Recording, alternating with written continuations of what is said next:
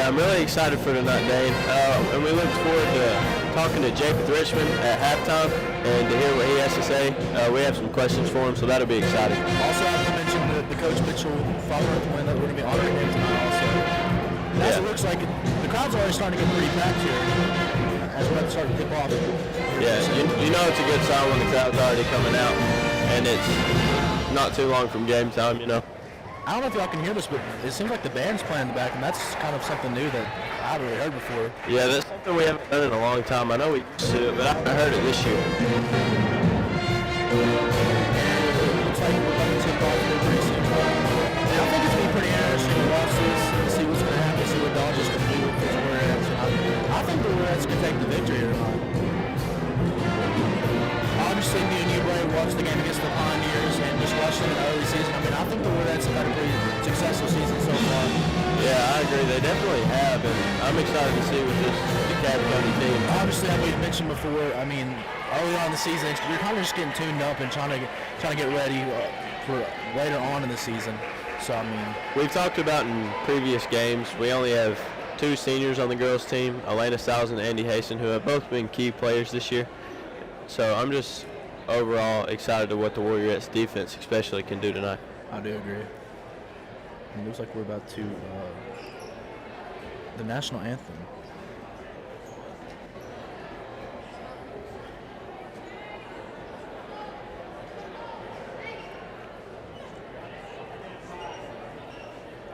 It's going to be a recording of the national anthem tonight.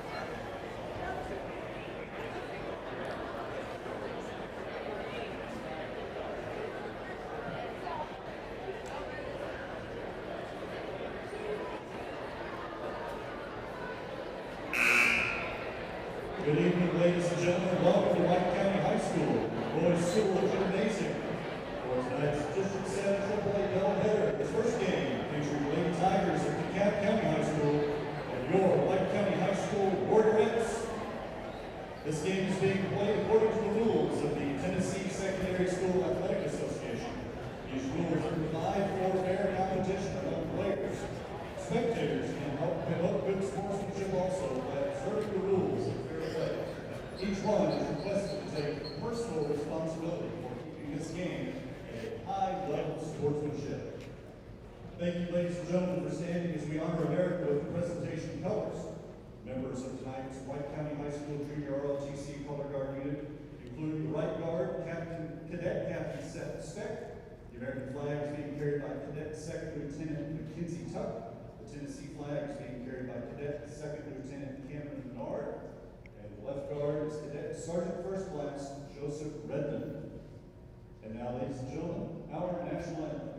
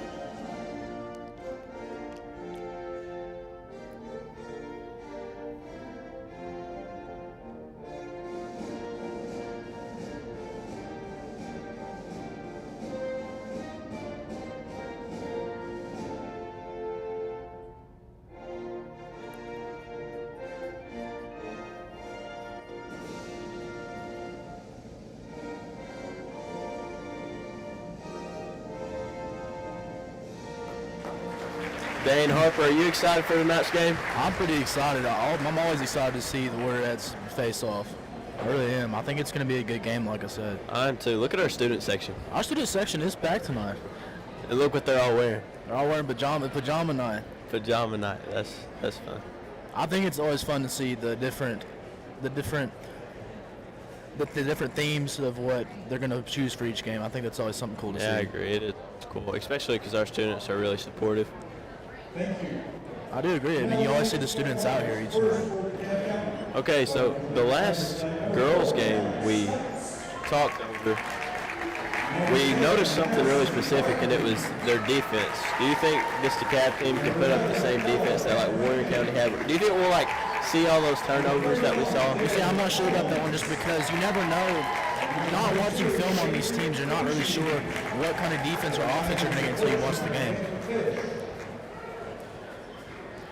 You're not going to know what kind of offense or defense you're going to get. Like I said, it's going to be something you're going to have to watch as the game goes on. But I think the Warriors' defense is just really locked down, and I think they play very good defense, very aggressive. I think it's hard for them to stop. I think it's hard for the offensive side to score sometimes for the opposing team because of the Warriors' defense. I agree, and here they come out. First, we got KK McDonald. There's Lexi Golden coming out second. Coming out third is Elena Stiles. Very key player this season right there. Coming out fourth is Celeste Reed. And there's Nia Powers. And that looks like that's going to be their leader out there, Nia Powers. Yeah, I agree. She's definitely had a good year. I think she had something wrong with her knee maybe, or a leg injury, but it looks like she's back and ready to go. And we're about to tip off here, and like I said, I think this is going to be very exciting.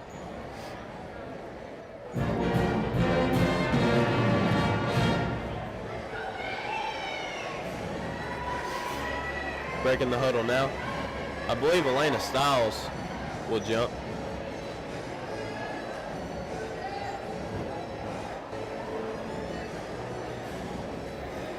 And it looks like Elena Stiles is going to have the height advantage over her opponent here tonight. Obviously, Elena Stiles being very tall.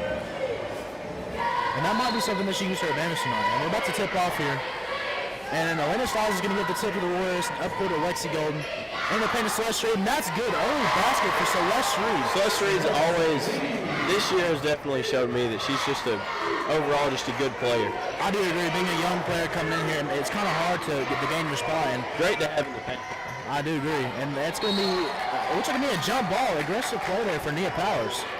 Yeah, Nia was fighting for that ball. And I do think that's going to be something we're going to see a lot here tonight is the jump balls and just the aggressiveness by the Warriors. Dekalb County's trying to find the open person. And I can't tell, but here early in the game, it looks like Dekalb County is kind of running at a pretty fast pace. And KK McDonald going to pick up the steal for the turnover. Turnover by the Warriors there. And that's going to be something we're going to have to watch here tonight. It's just the turnovers. That could be a big part of the game again. Yeah, that's definitely something we dealt with last time at the Warren County game. As you can see, KK McDonald there, accidental. She turned it over and then she caused a foul. And I think here or not, the Warriors and the Warriors are both going to have a little bit of fire after that Cookville game. I agree.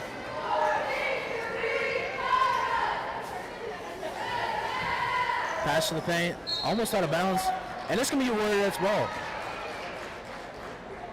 Celeste Reed to inbound to KK. It looks like the Warriors going to slow the ball down here.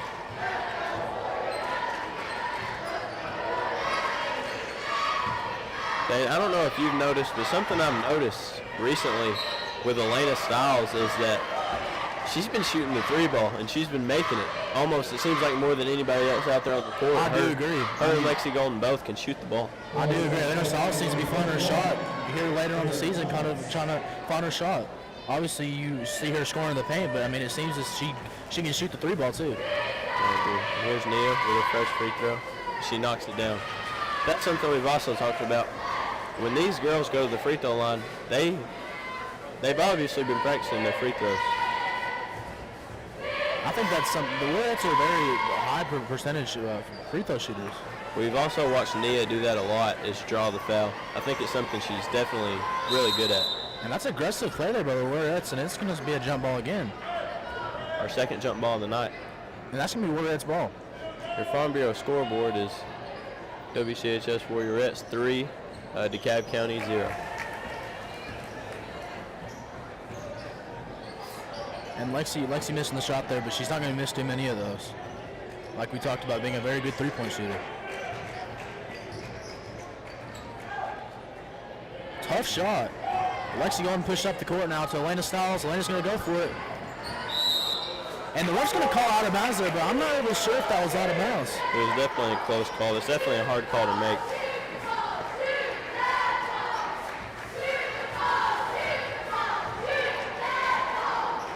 And that's something you see Elena kind of coming up playing good defense on these guards. I mean, I think she's just all around good player. I agree.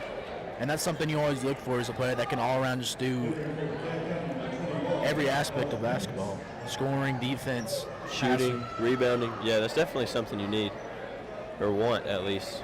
And that's something she's really good at. It's going to be interesting to see if DeKalb County runs more of a fast-paced or slow-paced basketball game, because you never know what you're going to get if what a team's going to run. And they're going to double her in the corner, and that's going to be out of bounds, but it's going to retain a DeKalb County basketball ball. Tough pass. And it's going to stay DeKalb County's ball. See, those are just some of the balls in the tough games you just got to get. Obviously, tough passes being thrown. Another tough pass there. It's going to be a turnover for DeKalb County. Lexi pushing up the court. Throwing Elena Stiles up in the thing, and that's no good. But Nia's going to get it. Saved by KK. Back to KK. KK for the three. That's good by KK with the runner. That's a good three-point shot there. It's wide open. That's a great shot. She's also been a really good player this year for the White County Warriorettes. Tough defense been playing here early on. That's going to be a traveler. Warriorettes will maintain possession. Take over possession. Looks like the Warriors are going to try to slow it down here. So that's a wide open shot. That's no good. And that's very interesting earlier in the game. I mean, they're playing really, it looks like man-to-man defense, I'm pretty sure. I agree. Yeah, it's interesting. We saw Warren County were really interested in their press, and it doesn't look like DeKalb County's going to do that. Wide open shot for Lexi Golden, and that is no good, but she's not going to miss too many of those, like we've said. DeKalb County ball.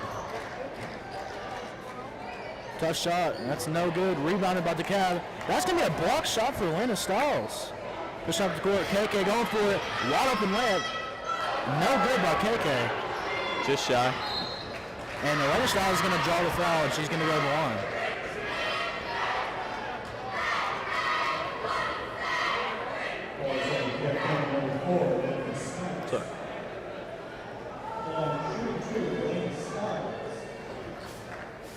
Let's see if Elena Stiles can knock down these free throws.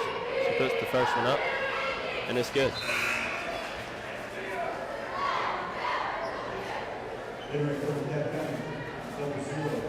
Elena Stiles also being a very good free throw shooter. And it looks like the Warriorettes have found their way to the line pretty early here in the game. Yeah, the free throws do interest me, though, because even in, like, other girls and even, like, college teams, like, our free throw percentage is really high, and that's just really good to have. Because free throws at the end of the game do make up a lot of points. Good move there, and that's no good. She's going to come down with that. And she's very lucky she didn't get called for the travel there, and she had the ball and fell. But it's going to be DeKalb County's ball. And that was a really risky pass there. That could have been a travel call. DeKalb trying to find the open person.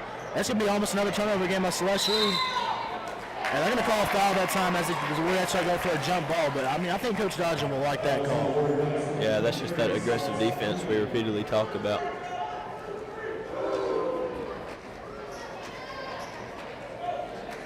Now it looks like the Cavs can try to slow it down, trying to find the open person again. Wide open person in the paint, and that's good. DeKalb County finally getting on the board here tonight. See if that can give the Caps some momentum.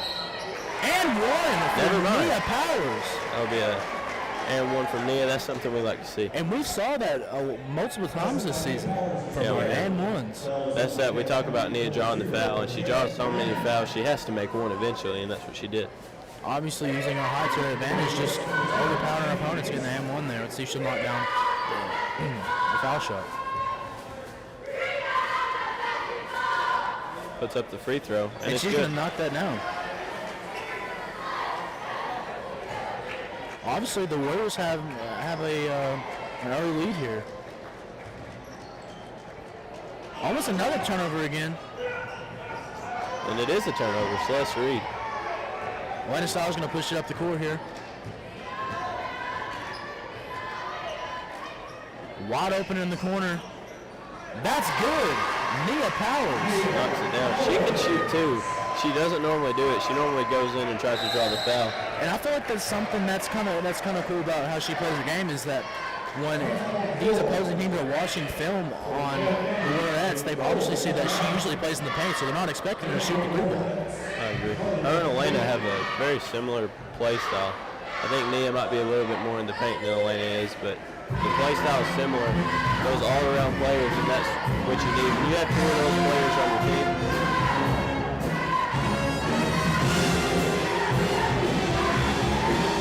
your Farm Bureau scoreboard, your home team will be 14th, the visitors will be 2.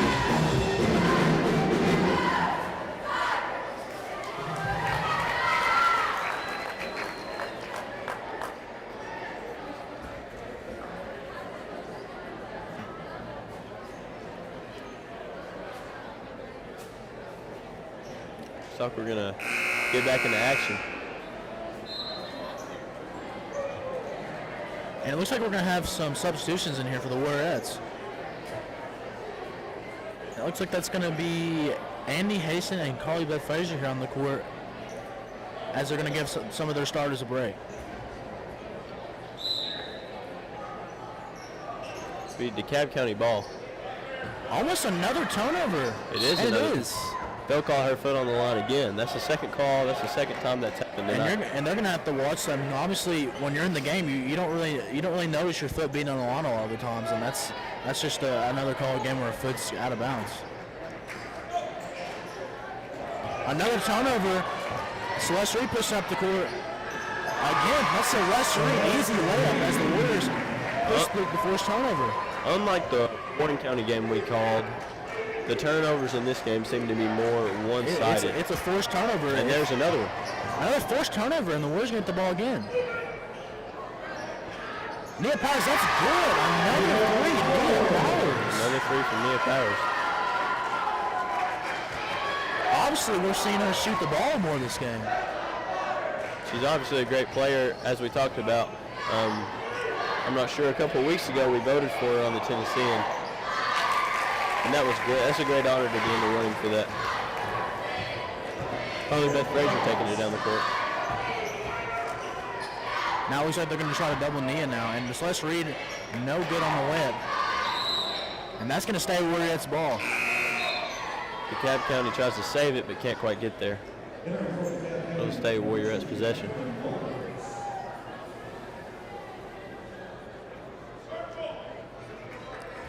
Carly Frazier to inbound. Easy bucket right there for Celeste Reed again, and that's just good teamwork, passing the ball in there to get Celeste Reed open for that shot. I think the defender just didn't know Celeste Reed was on the inside, and that led to an easy layup. I believe that's 6 points for her here in the early game. And that's going to be a foul. And you have to watch yourself and to make sure you keep your hands up when someone's going up for a shot. The refs like to call fouls a lot.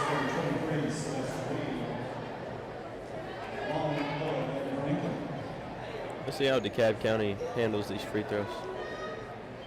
No good on the first shot by DeKalb County. And there's going to be a sub in again.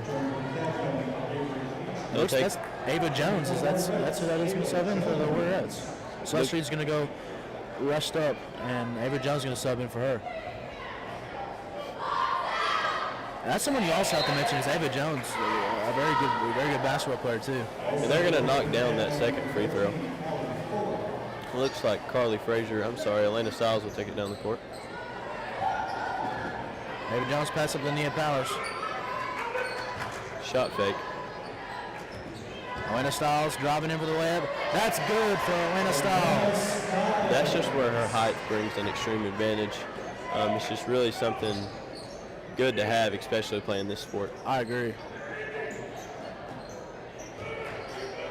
The Cavs trying to make something happen here. I think the Warriors defense is just really putting pressure on the Cavs here tonight, and they're not really finding too many ways to score the ball. A little change possession, it'll be Warriorettes ball. As you can see, we've kept their score to only 5 points.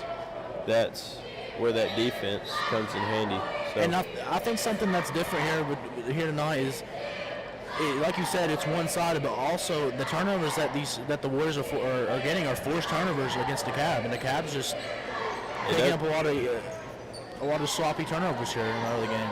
It doesn't even really give DeKalb a chance to get on the offensive side of the ball. And Nia's going to get fouled, and she's going to go back to the free throw line here. And obviously, I mean, this looks like that's going to be the third time that the Warriors have been to the free throw line. Yeah, Nia Powers, as we've already talked about a lot, is a great player. We'll see if she can knock down these free throws. First one, she knocks it down. As we talked about, I don't know if we've missed one free throw tonight. We might have earlier on, but I don't think so. I'm pretty sure we're 100% from the line as of right now. And she's going to miss the first one here for the Warriors. Might have jinxed that one. That's my bad. I think someone stepped over the line, so Nia's going to get another try here, though. Maybe I didn't jinx it. And she's going to knock that one down. Good free throw shots from the whole team. And it looks like the Warriors have a 20-point lead right now in just the first quarter. For the three to Cobb County, that's no good. And Carly Beth Frazier is going to get the ball for the rebound. Up the court to Andy Hasten. Back to Nia for three. No good by Nia that time, but she's gonna make most of those. Yeah, it's just short. Another jump shot for the Cobb County. That's no good. Obviously, the Cobb County is shooting pretty low on their shooting percentage in the early game. Elena Stiles, that is good. Another shot by Elena Stiles, and that is good. So we talked about earlier, that all-around player. She can hit shots from all over, and that's just a good quality to have.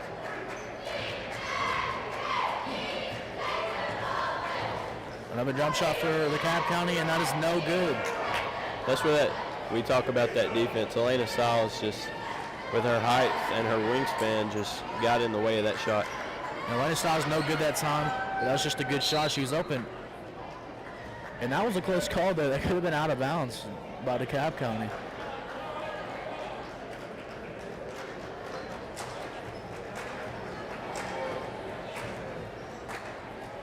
DeKalb County taking it down the court, pulls a three. No good. And correct me if I'm wrong, Brad, but DeKalb County hasn't looked like they made a single jump shot yet. Yeah, I agree. Elena Stiles taking it in now. No good by Elena Stiles. DeKalb County will take possession with 4 seconds left in the quarter.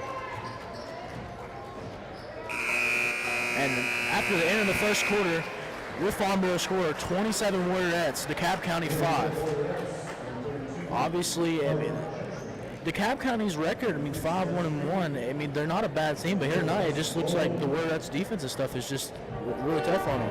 I agree. And this game is sponsored by Big and Tall Churros. It's a full-service licensed insurance tree company offering trimming, removals, and storm cleanup services. Give them a call to set up your free estimate. 931-316-0968.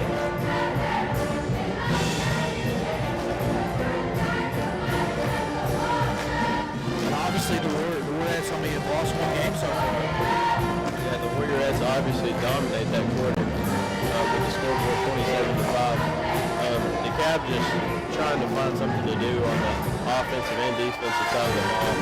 It looks like they're having trouble stopping players like Nia Powers and Lady Stiles. And then they go on the offensive side of the ball, and it doesn't look like Nia and Elena and the rest of the team are giving up anything there either. Like I said, I obviously having this game fired up off of the Cookville game. I think that's really pushing this game here tonight.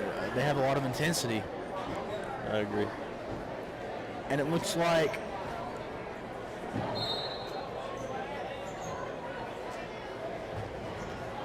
Lena Stiles, we're going to call up the court now. Pass to Carly Gentry.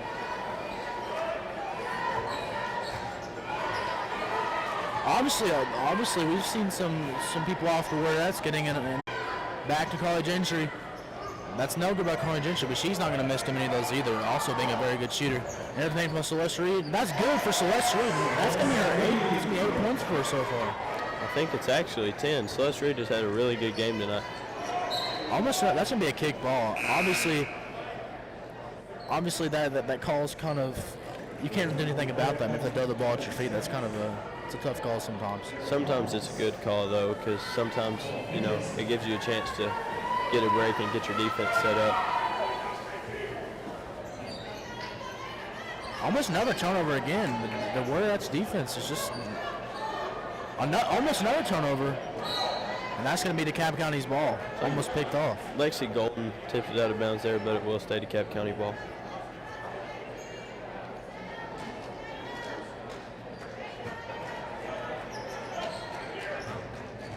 And it looks like the Warriorettes are doing a lot. That's almost another turnover again, and that's going to be a turnover.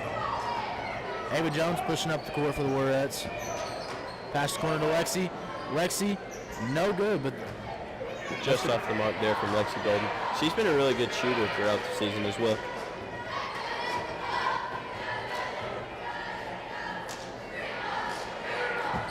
Ava Jones is going to drive in, and she's going to draw the foul, just using her body to bump in and draw the foul there. And she's going to roll on. Let's see if she can knock down these free throws. Ava Jones is one of those younger players who's had a really good season, especially this season. She's had a really good season. And that's going to be good on the first shot for Ava Jones.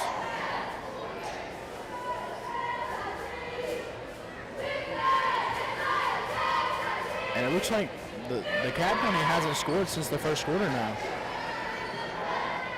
Those free throws are just something that's just really catches my eye, which I know it sounds like it's just a free throw, it's just 1 point, but like we're still like almost 100% on free throws, and it's just kind of amazes me.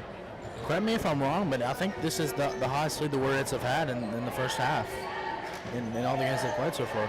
Yeah, in other games they've been low-scoring games because it's normally defensive both sides, but it looks like the Warriorettes are just dominating this game as a whole.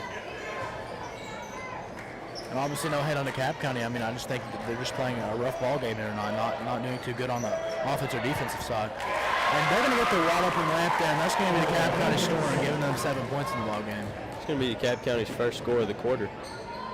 Sorry we missed it, but KK McDonald subbed into the game.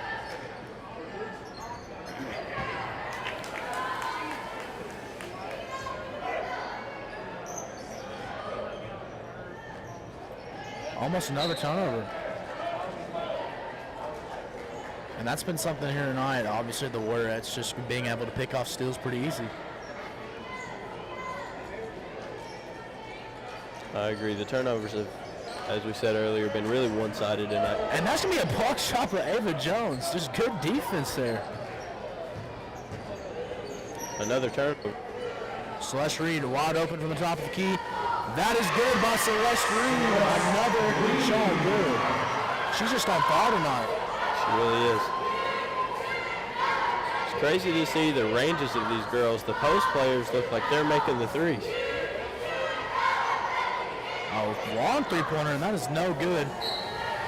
And they're going to call a foul, but I'm not really too sure what the foul call is. Yeah, Dan, I can't really agree on that call. Her hands look pretty straight up, but she was under the goal. It does look like she just hit the bottom of the backboard. I don't think that was a foul. Celeste's size sometimes is a disadvantage only to the ref's eye, because it looks like when you're bigger than somebody, it can be more of a foul than it really is. I do agree. It looks like we're going to have some substitution in for the Warriorettes.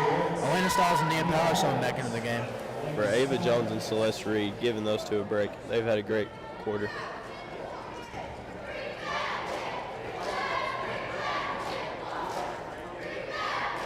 That's going to be no good. Rebounded by KK and McDonald. Pushing down the court. It looks like the Warriors are trapping right now. Trapping people in the corners and trying to just putting two people, doubling. It's good defense. That's going to be a wide open to DeKalb County. And that is no good. Can't quite knock down the three. Carly Gentry attempts to save it, which enjoy watching the aggression, but can't quite get there. And I think that DeKalb County has to find something else to do here, because the 3-point shot is just not working for them, and they keep on trying to go to it. Wide open to Lena Stiles. Pass a little off the mark. Lena Stiles wide open jumper. No good. Can't get me honest, so be careful. That could have been an over back easily right there. They didn't call it though. It'll be DeKalb County ball. I think it's really that's another kick ball there for the Warriorettes. Obviously, just the great defense they're playing. When DeKalb County gets to throw the ball, there's just no one there.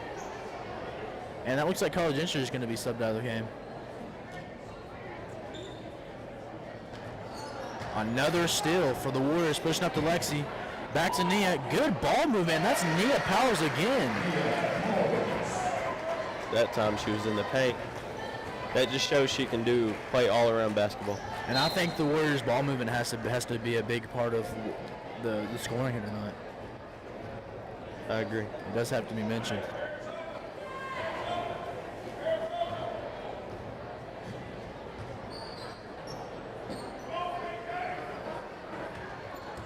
Lena Stiles is going to pass to Nia. Very risky pass there by the Warriorettes. Back to Lena Stiles. Lena Stiles for the jumper. That's good by Lena Stiles. That's good, yeah. Elena's mid-range is also something to look at, because when you can shoot shots on the block, free throws, mid-range, and threes, it's just... I mean, she's just killing them tonight. She's just killing DeKalb County right now. Her, Celeste Reed, Nia, just the team as a whole is just having a great night. And it looks like Annie Hayes is going to be subbing in the game for the Warriorettes. Give Lexi Golden a break. Like I was saying, it's very interesting to see this defense that the Warriors are running right now.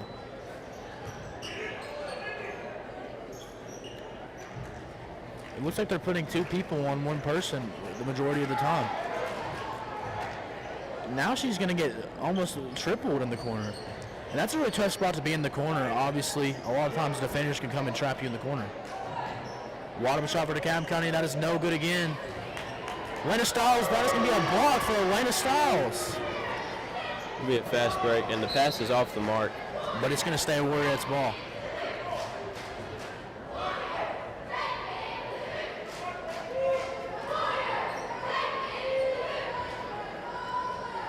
KK McDonald to inbound. Lena Stiles has the top of the key. Back to KK McDonald. Down to Nia Powers. Nia Powers, good move. That's going to be off the mark. And that's a tough spot to be under the goal sometimes. Sometimes you just don't know where you're at necessarily. DeKalb County trying to make something happen.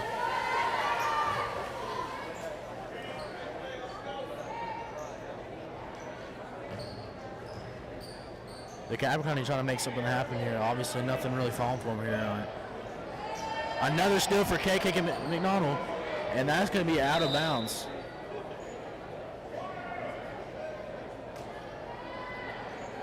DeKalb County just seems to me like they try a bunch of things on offense, but none of them seem to be working for them. They're going to try to back down Nia here, and that's not going to work for them. And that's going to be good for DeKalb County. That'll put DeKalb County in double digits. I'm sorry. Lena Stiles for 3. That's good by Lena Stiles. Another 3-pointer. She's just going off here tonight. Obviously, just carrying the load for the Warriors. You know, you say that, and she has had a great night, but also Nia Powers there with a couple threes and a couple plays, and Celeste Reed as well. I think it's kind of cool to see that all 3 of those players we mentioned, they all have the kind of the same play style. Yeah, I agree.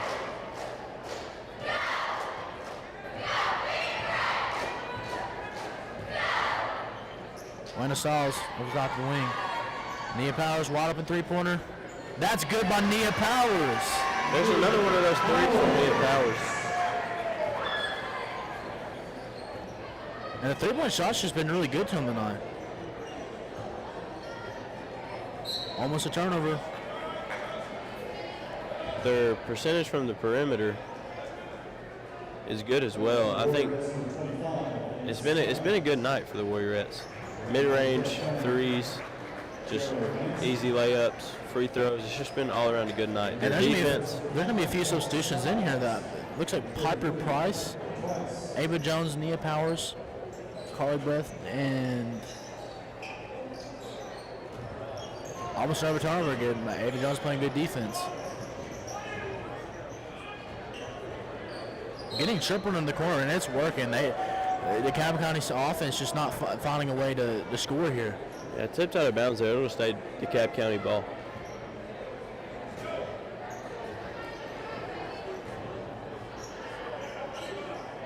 DeKalb County with the three-pointer, and that is no good. That is way off the mark for DeKalb County.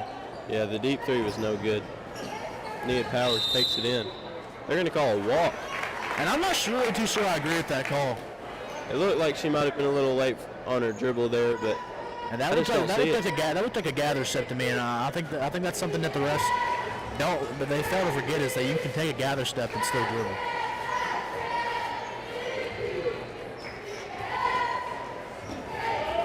Almost another turnover, and that's gonna be Warriorettes ball. and they're going to call that Warriorettes ball. Looks like DeKalb County tipped it out of bounds.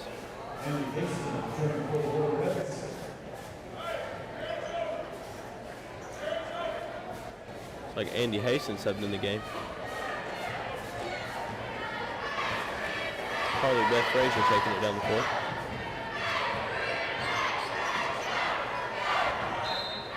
It's gonna be DeKalb County's ball as the Warriorettes just started out of bounds. 1 minute left on the clock.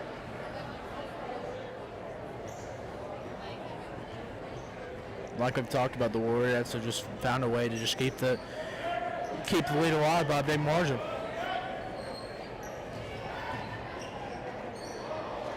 DeKalb County for the three. No good.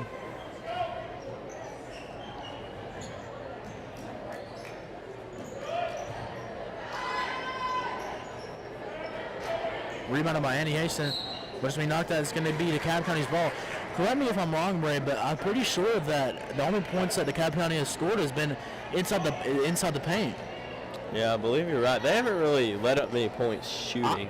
I do believe that if DeKalb County would score more, would go in the paint instead of shooting these jumpers, that it would be a closer ball game than this. I agree. Almost another interception there. Almost another steal. And it Diving is. for it. Papa Price driving in for the layup. And that's good for Papa Price coming in there to score 2 points. 10 seconds remain. DeKalb County taking it down the court.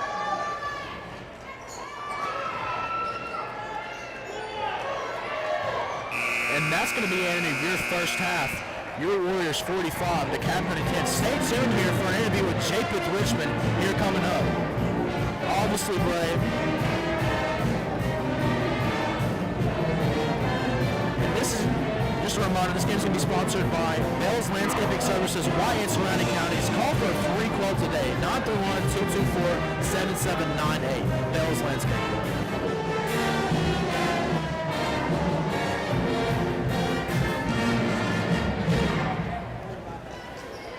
Looks like the boys coming to warm up. How do you feel about the boys game coming up? I mean, I think they're going to come also fired up after that loss to Cookeville. Obviously, that being a tough game against Cookeville, I think they're going to come out here pretty fired up. Yeah, I think they're fired up too. I really look forward to the game. I do too. I always look forward to seeing both the Warriors and Warriors play. Looks like Jake with Richmond coming up the stairs now for his interview.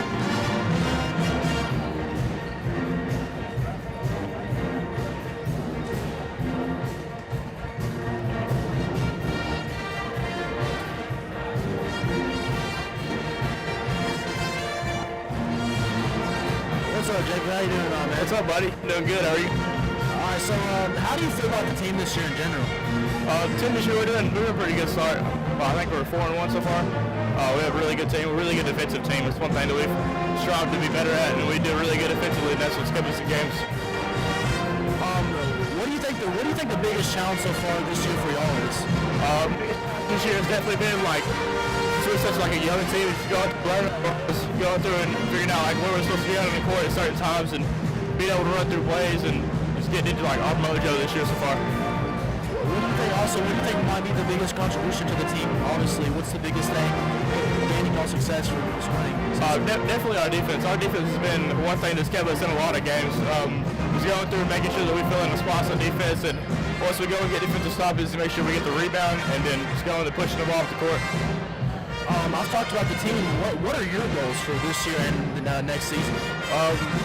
My goals for this year would be definitely just making sure that we keep all of our teammates involved, going through and trying to make sure that we get as far as we want to. We want to definitely go through and try to win districts. Going through and keeping all of our team together. We all play hard and play together, and then see how far we can go this year. Do you think there's anything about this team in general, about the Warriors, that stand out compared to other teams in your district or in Tennessee in general? Do you think there's something that stands out? I would say again our defense. I mean we've played really good defense so far this year. It's kept us in all of our games. We played really good defense against Cookville, a really good scoring team, but it kept us in that game. Definitely, we've won our other games based off of it. And I've got to ask, what do you think is the biggest obstacle for you and maybe just your team in general this year? What's the biggest obstacle that's kind of been tough for y'all? We are a really young team. We've got our whole starting lineup is juniors except for one trip. We've got him, he's a freshman. Just a lot of young players to going through and learning to play with each other again because we haven't played since middle school. So go through and learn our roles and play with each other again and get back into the mojo. And then I think we've done good so far this year. And just making sure that we keep that up. And after like a tough loss, like obviously against Cookville, like how do you and your team stay motivated to keep your heads up? That tough loss, it's the very next day at practice. We go in the next day at practice. We go through and make sure we have a good practice. Our captains always go through and lead us and make sure that everybody's uplifted, make sure they're all working hard the next day so we can get back in and get another W. And how important is the local support from the community to you?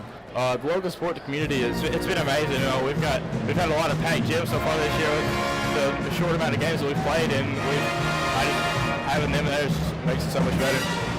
Obviously, y'all losing to Cookville. How do you feel that y'all will match up against them in the next game? Yeah, we did lose to Cookville. I think we lost by 6. We played them here.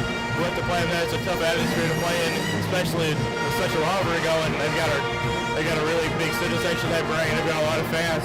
So it'll be tough to play, but I think we can pull it up.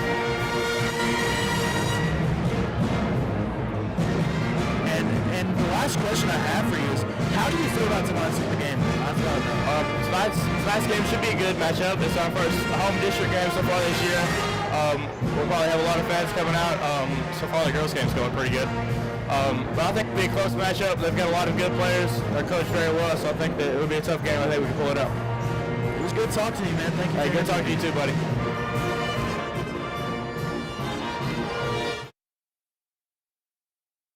Minutes with your second half of play for your Warriors.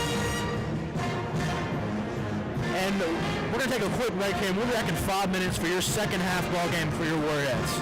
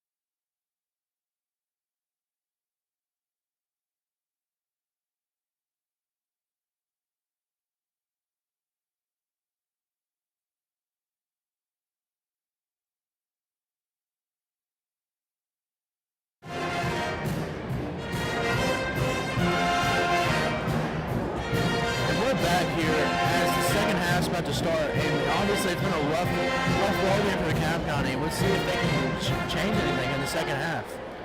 And it looks like they're going to be down by. Looks like they're going to be down by 36 right now. Yeah, if I was the Dekalb County's coach, I'm mainly looking at just making something happen on offense. As you can see, with only 10 on the scoreboard and the Warriorettes having 46, that's just a big deficit, and you really want to close that. And I think how you do that, you got to stop the Warriorettes on defense, but at the same time, if you can't make anything happen on offense, then there's really no point in trying. Well, I think the big thing that's holding them back is that they're taking way too many jump shots, and it's just been not good percentage for them. Because the 10 points I've seen them score have all been in the paint. I agree, it's worked for them. So I would definitely try moving more into the paint than just shooting the perimeter shots. And it looks like they're going to have their starting lineup back in here for the beginning of the second half. Looks like the Warriorettes, you're going to see your same 1-3-1 defense. Corner for three. That's no good. Rebounded by Leonard Stiles. Leonard Stiles pushing up the court fast here.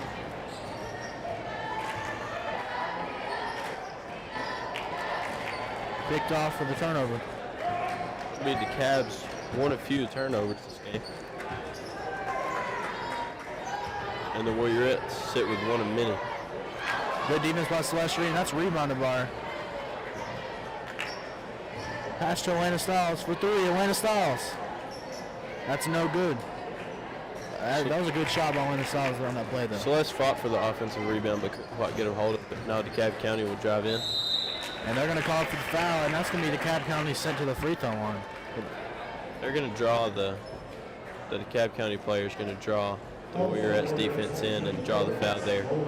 That's something we see a lot from our offense. We draw a lot of fouls and we knock down the free throws. Obviously, Dekalb County's also been to the line a few times here tonight, as of the Warriors. I agree. She knocks down the first one. Going up for her second shot, and this good as well. Both free throws knocked down there. Keck and McDonald to take it up the court. It'll be two people will be up there to press. Atlanta Stiles dribbling around the top of the key here. Looks like the Warriorettes are going to slow the ball down here.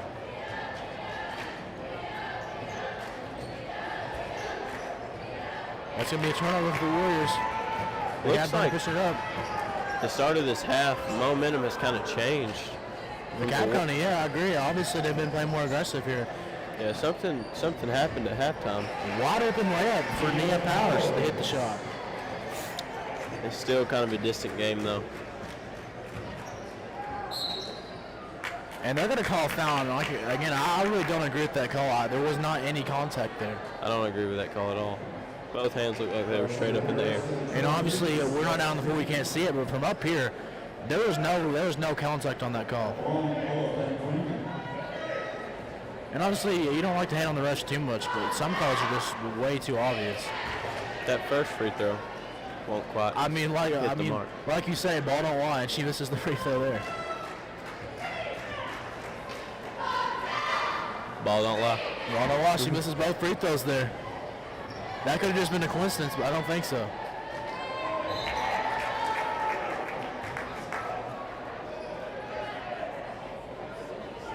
Stay Warriorettes possession. Atlanta Stiles to inbound. KK McDonald will have it up top.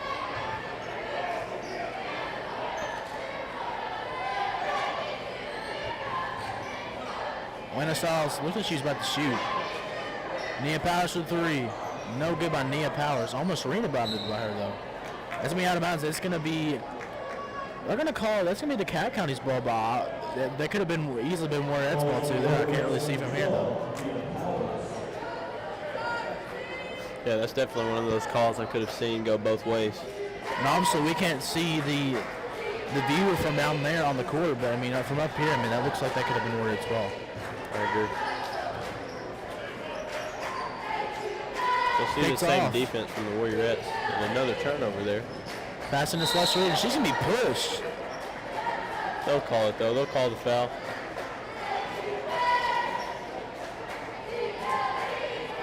And KK McDonald will inbound.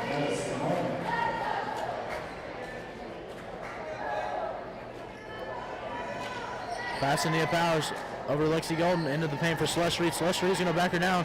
And that's good for Celeste Reed in the paint again. A good move all around there by Celeste Reed, and she gives us 2 points.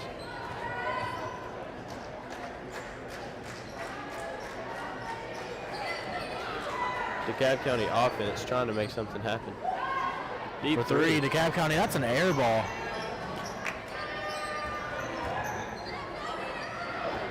Pass in, Celeste Reed pushing up the court. Lexi Golden wide up a three. It's Good, good. Lexi Golden. What a shot there by Lexi Golden. That's definitely her strong point is shooting threes. When she's on. She can shoot. I think it'd be really cool tonight if the Warriors could crack 100 on the board. That'd be amazing. That would be amazing. Be rebounded by DeKalb County, and they're gonna call a foul again. And I'm not. Obviously, she's reaching in, but it's something you have to watch there, picking up the foul. Yeah, that could be called both ways. Like you said, the taller you are, the more likely they're gonna call a foul on you just because. If your opponent's shorter than you, it's a lot of times they'll call a foul on you. Driving in. And that's something that we've noticed so far is when the opponents try to back down Nia, I mean, she just doesn't go anywhere. Yeah, it's like a brick wall. Lexi Golden, no good. Obviously not going to miss too many of those. Pushing up the court. Layup, no good by DeKalb County.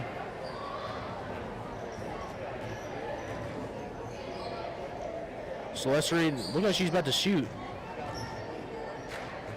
KK McDonald with the tipped-up pass, but Celeste Reed recovers. KK will set it up.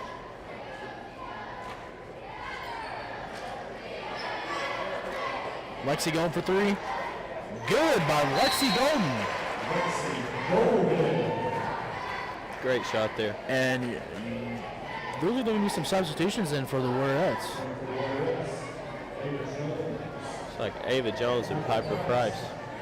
I think it's something cool here to watch is that these younger players are trying to see some more minutes on the floor.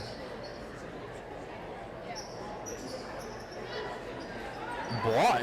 Either that was a bad shot or that was a block, but they're going to say that's the DeKalb County ball. And it fell down and hit a kid.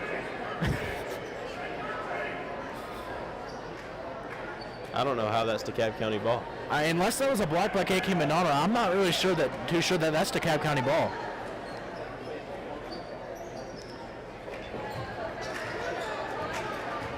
Driving in, good layup, and that's good.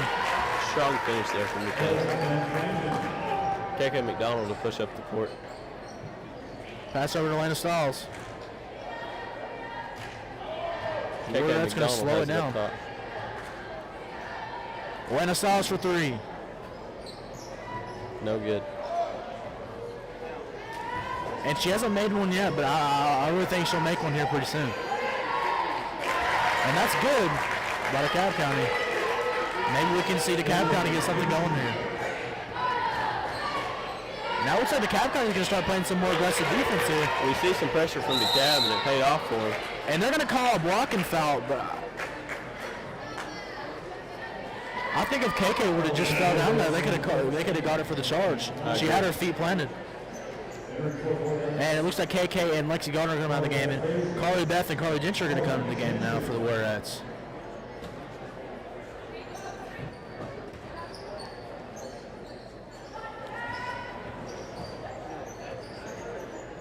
DeKalb County trying to make something happen here. They have it up top to the corner. That was just a sloppy pass by DeKalb County. I think DeKalb County's starting to get tired here.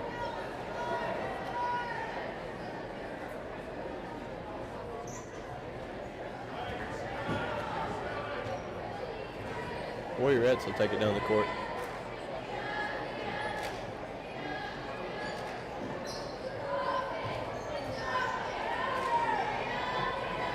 Wide open shot for Elena Stiles. That's good by Elena Stiles again for the three-point shot.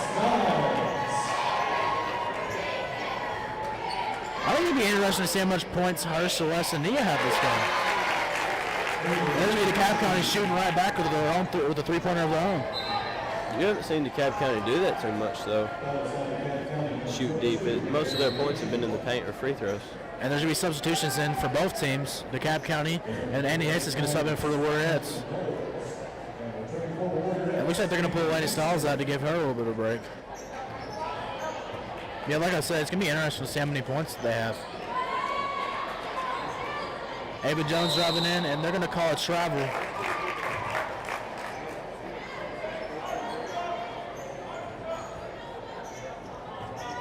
And obviously, you see, it's a big lead here for the Warriors. Yeah, I agree. No good on three-point shot for DeKalb County. They're going to right back up with it for the wall, and that's good. Like we said, now we're trying to score the paint. It's working for them offensively. KB will take it down the court.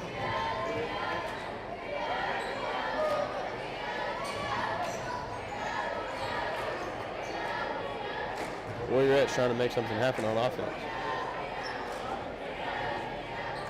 Pass into Piper Price. She's going to get fouled hard on the play. And she's going to go to the line for two. Calls on DeKalb County number 11. Let's see how she takes these free throws.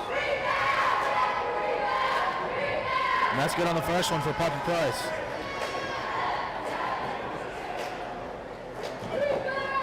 Let's see if she can knock down 2 for 2 here. Second one's good, also good by Piper Price. He does. Knocks down both free throws. Of course, that's something you've heard me talk about is the Warriors' free throw percentage. Three-pointer is no good again by DeKalb County.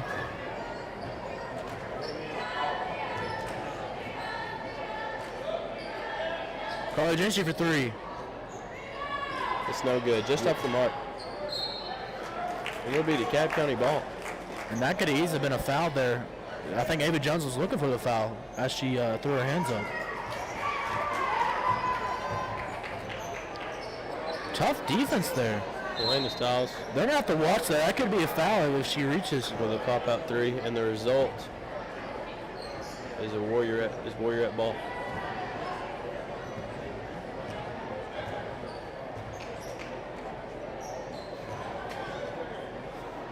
.50 seconds remain in the third quarter. The Farm Bureau scoreboard, your Warrior at 61, DeKalb County 22. And Carly Gentry, that's good for her, the three-point shot. The three-point shot has just been something they relied on here in the game, and it's been working for them. At first we saw Celeste Reed making some moves in the paint. Now we're just seeing almost, it seems like, strictly threes and perimeter shots and mid-range shots. I agree, and it seems like progressively over the season that they've been going to that three-point shot. The thing is, they're making them.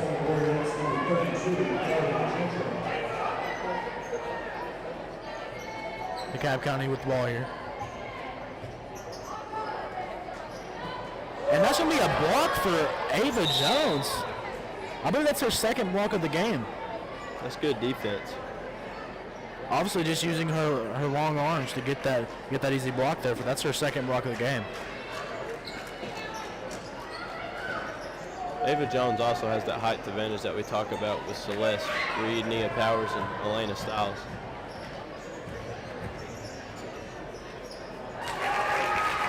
Five seconds remain. Deep three. No good. No good.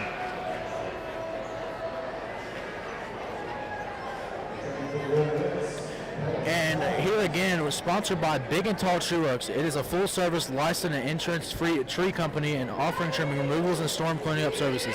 Give them a call to set up your free estimate. 931-316-0968, 931-808-0430. Big and Tall Tree Works.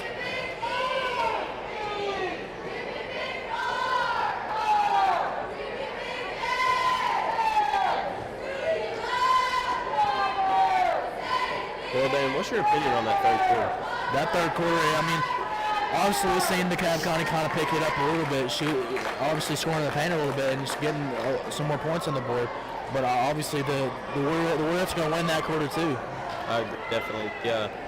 we talked about at the end of the first half that DeKalb County has to do something about their offense, and by a little bit they have increased their offense a little bit, but it doesn't look like their defense is doing enough for them to catch up to the Warriorettes. But anything is possible, and we're about to see the end result at the end of this fourth quarter. Looks like it'll be Warriorettes possession.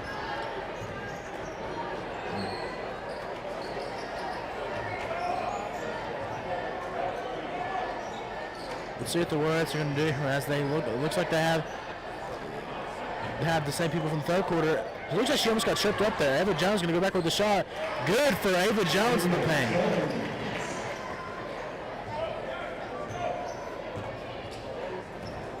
As you can see, this Warriorettes team is a really young team, but that also leaves a lot of room for improvement. And the Warriorettes have already had a good season.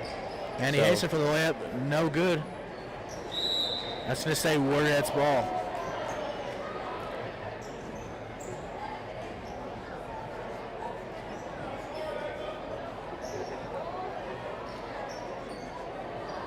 No good. Rebounded by Ava Jones. Is she going to back up with it? Good by Ava Jones with the rebound and the score.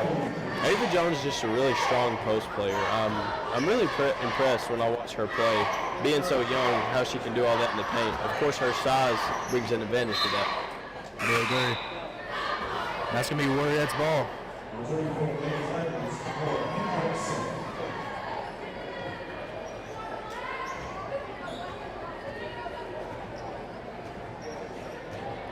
Looks like Carly Beth's going to push it up the court. That pass is going to be just off the mark. It'll be DeKalb County ball. Obviously, that was just a strong pass, and it was just going to be a turnover for the Warriorettes.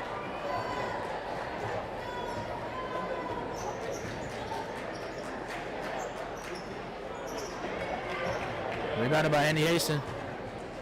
I'm going to slow it now. She's going to pass it to Carly Beth Frazier.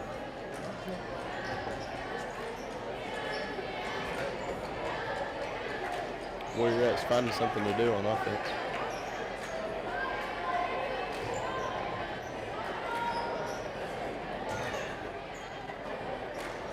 Almost out of bounds there. Carly Beth Frazier with the three-pointer wide open, and that is good for Carly Beth Frazier. Another three-pointer for the Warriorettes. They're just on fire from three-point range. And that's not something you see Carly Beth do too much. She's always more of a Passer, I think. pass top player, but when she's open and she shoots it, she can make it. And that's me, Annie Hasten for a three. No good by Annie Hasten, but she's not going to miss too many of those either. Up by Ava Jones, a tough shot. No good by Ava Jones.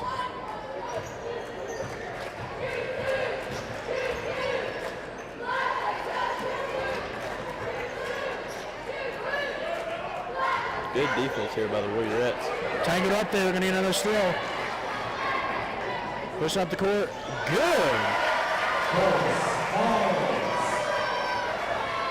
5 minutes left in the fourth quarter. Your score, Warriorettes 79.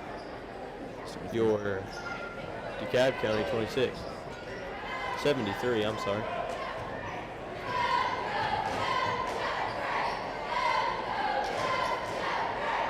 Obviously, I mean, this is a big margin on the scoreboard. DeKalb County will take the ball down. A tough defense played there. That's good for the three-point shot for DeKalb County. That's going to be the first three-pointer of the half for them. One of the first three-pointers of the half for them. Pass in. That's going to be blocked. Rebounded. Pass out to Annie Hasten. Annie Hasten for the three. No good by Andy Hasten. Looks like she'll fight for the ball there at the end, but can't quite get a hold of it.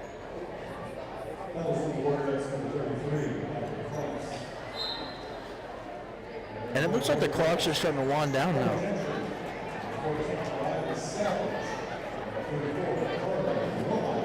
See if DeKalb County can knock down these free throws.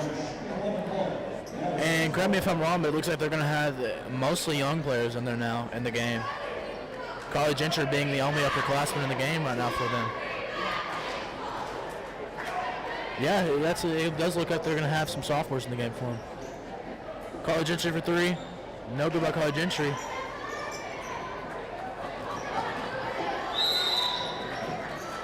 We're going to call a push call. That's to be Warriors ball.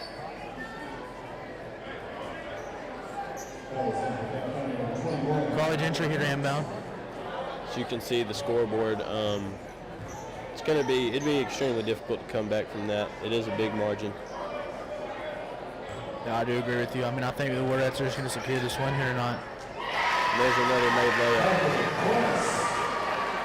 And that's going to go down as the obviously they are, like you said, a big margin here in the game. And there's no coming back from this right now. That's going to be the Warriors' 8th win of the season. They're going to go 8-1 for the season now. We're going to draw a foul in there. And be thinking about that. Now 8 wins, only 1 loss. That's a good record.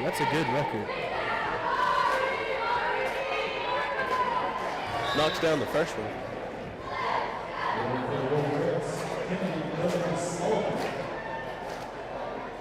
Going to be a substitution in for the Warriors. Goes to put up her second foul shot. Knocks that one down too. Like we said, it'd be cool if they could have cracked 100, but obviously they got pretty close to 100 here tonight. Really did. Only 23 points away from getting 100. It'd have been cool to see it, but obviously they got close. So I mean, putting a lot of points on the board here.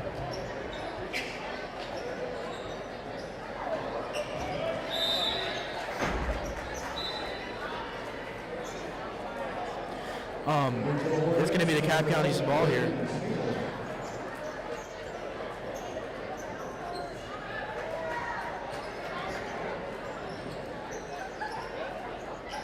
Wide open mid-range for the Dekalb. That is no good. Rebounded, pushing up the court now.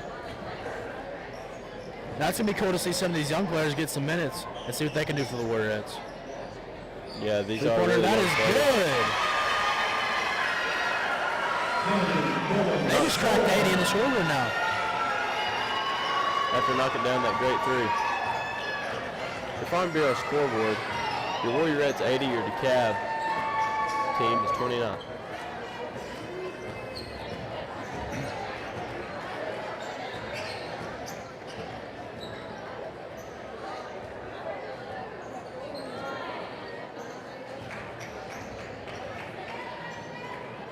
Dekalb trying to do something on offense, but it'll be a turnover.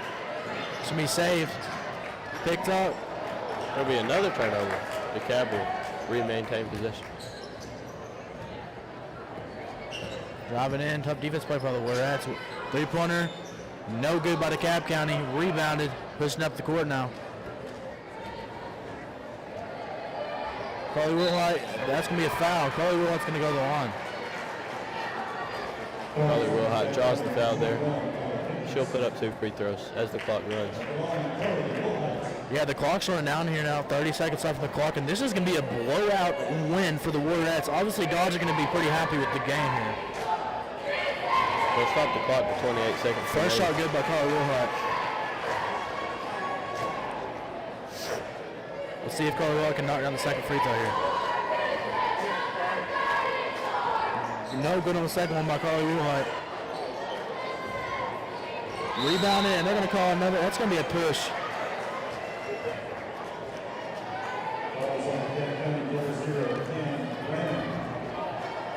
And while we finish up this game, I'd like to let you know, Bell's Landscaping serves White and surrounding counties. Call for a free quote today. 10 seconds left from the clock, and it's going to run down here, and just a blowout win, like I said, all around for the Warriors. And Bray, I mean, I'm pretty happy with this game. Ryan to Braden Taylor there, finishing up the game for the Warriors. Your Farm Bureau scoreboard, 83 your Warriors, your Dekalb County team, 29. Now, Dave, that was a great game. We saw a lot of great defense on the Warriors side of the ball. We saw a lot of great offense, and we just didn't really see that from Dekalb tonight, and that resulted in a blowout. I agree. So if it's okay with you, we'll pass our microphones to Keith Brown.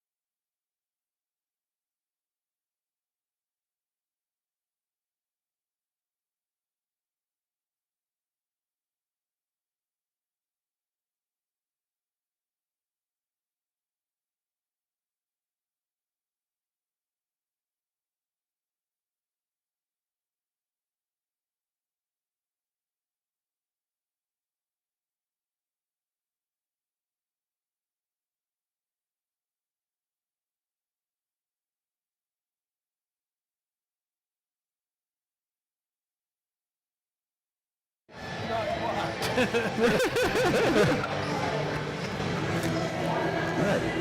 good evening, everyone. Thank you for joining us here, and a special thanks to Ben Lomond Television. They've done a marvelous job, helping our young warriors really develop a strong, very strong, vibrant AV program. Okay, my name is Keith Brown. I have the honor of being a teacher here at White County High School, and this is one of my best friends in the entire world. This is Lane Ward, principal of Woodland Park Elementary School. Oh, hey, thank you, Keith. It's good to see you. And tonight, Keith and I are pleasure. It's a pleasure to bring you the broadcast of the White County Warrior boys basketball game against the DeKalb County Tigers, and we've got two. This is the district game. We're in a new district this year, and we're still learning our way through it. Of course, our first district game was last Friday. We traveled to Upperman and got a good win there against Upperman Bees. We're 1-0 in the district, and for those that may not be aware, we are in District 7 AAA. That's White County, Cumberland County, DeKalb County, Livingston Academy, Macon County, Stone Memorial, and Upperman High School. And that's one of the reasons that we're playing district games so early this year. We've got more district contests, Keith. Absolutely, and Mr. Ward, I got to tell you, just looking over our district, this is a well-organized district because all teams are competitive, and I think it's just going to make for a great season, and we've already seen some very close games in the district. And that's always good for the home crowd and for everybody who's part of the program. We have, and Keith, like we mentioned, tonight is a district game against DeKalb County. You got to love when you can travel 20 miles to a district, and they're just right down Highway 70. Cumberland County is close. Livingston Academy at 111. Macon County's the outlier. That's true. Macon County's a good little haul, but Upperman and Stone Memorial close. And we've talked about this in previous broadcasts. All of these teams are competitive and they all travel. So, a good crowd here tonight for a Tuesday night from DeKalb County, and a good home crowd here too. And they got to see the Warriorettes have a pretty good game tonight. Wow, to say the least. The Warriorettes showed up in a bad mood. No disrespect to the DeKalb girls team, but our girls, everything was falling. They were just, the phrase to use is overpowered them.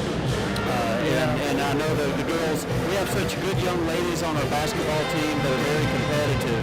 And, every now and then, let's be honest, it's kind of fun to blow some teams out. Let's be honest, but it's also a great chance to play some of your other players as you're trying to develop them, because you never know when the starter's going to go down with an injury, and you're going to have that next person up mentality. And, and although we're still early in the season, most teams are still trying to find their rotations. They're still trying to find, their 7th and 8th girl off the bench or 7th and 8th guy off the bench. And that brings us to a couple of storylines. First, a little bit about this DeKalb County team, 6-2. Talking to Coach Mitchell, and he thought this was a very good team. I asked Coach Mitchell, I said, are they a post team? Do they run? He said they do everything. So Coach Mitchell's expecting a hard-fought game tonight. This is a team, the DeKalb County team, that's 6-2. They lost to Warren County. We know about Warren County in what was a hard-fought game, and they lost to Smith County. They are coming off a win against Stone, a district win against Stone on Friday. Right. And it's going to be a tough game. And in my conversation with Coach Mitchell and assistant Coach Hillis, they both informed me before the season started that they thought we'd be competitive, but every game would be close. And so far, they're exactly right, and I kind of halfway expect that to repeat tonight. And Keith, let's talk a little bit about, as we're approaching 4 minutes until tip-off, let's talk a little bit about their next game. Our next game is a home game Friday against Van Buren County.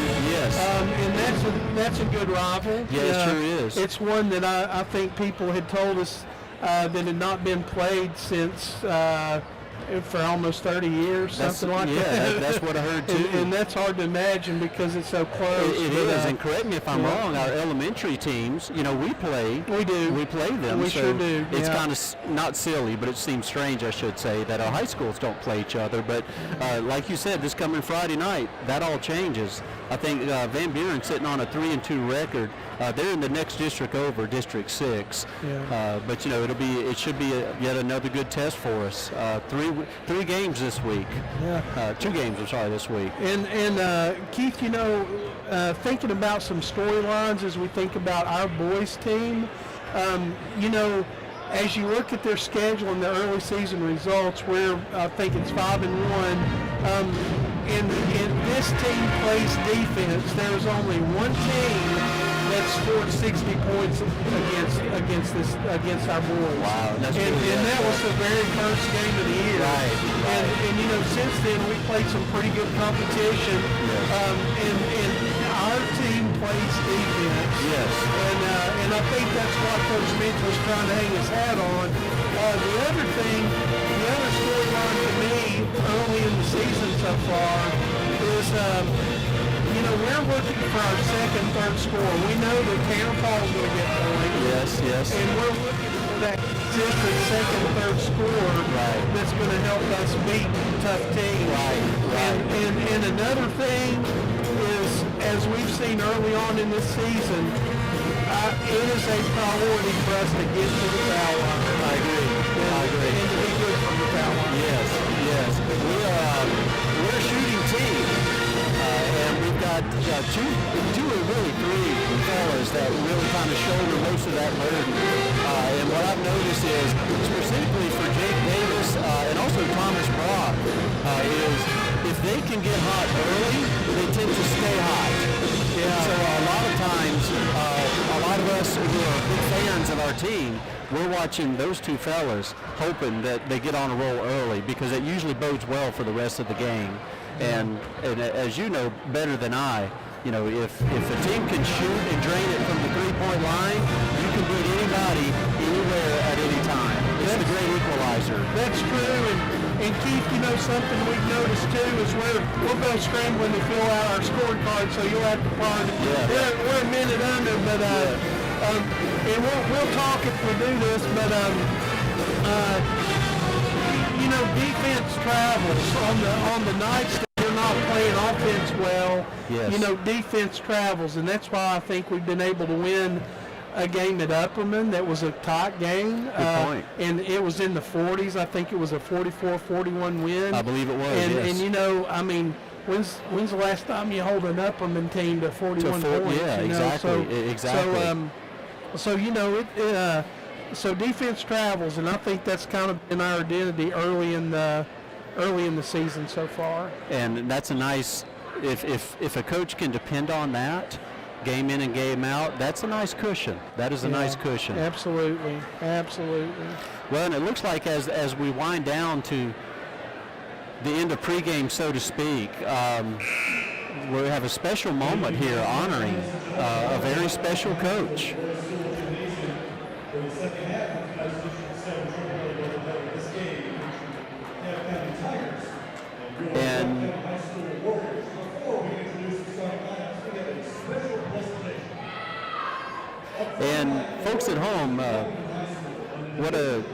what you're seeing there, that is Coach Crane in the brown suit there. He's our athletic director for the county, and that's our principal in purple. That's Mr. Greg Wilson. And what's happening, what you're seeing at home is our head basketball coach, Coach Mitchell, who's making his way to half court right now. Ladies and gentlemen, he is being presented with his 500th win as a high school basketball coach. That's correct, I said 500. Coach Mitchell is an accomplished coach, to say the least. 23 years of coaching. He's averaged over 21 points. His team's average over 21 points a game. He has appeared. He's been regular season champions 10 times. district tournament champion 7 times. He's even won the region 3 times. 7 sub-state and sectional appearances in his career, along with 2 state tournament appearances. He even holds 2 state records for threes made in a single game, 31 in one game, and the record for threes made in a single season, 388. He has 10 times been voted District Coach of the Year, and also All Upper Cumberland Coach of the Year twice, and Middle Tennessee Coach of the Year twice. Ladies and gentlemen, to put it simple, Coach Mitchell's a legend, and he has done a lot of great things for a lot of people in our community, and good character usually wins games, and that's what you're seeing. He instills good character into our players, and so all of these accolades that I just read off are wonderful, but it all starts only when you have good people in good positions, and that's what Coach Mitchell represents. We could not be more proud of him.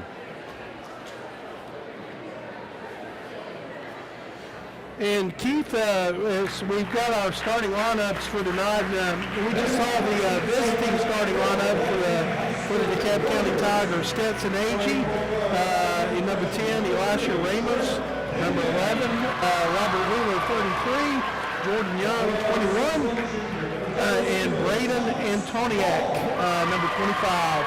And you can see at home the homestanding Warriors starting lineup being presented.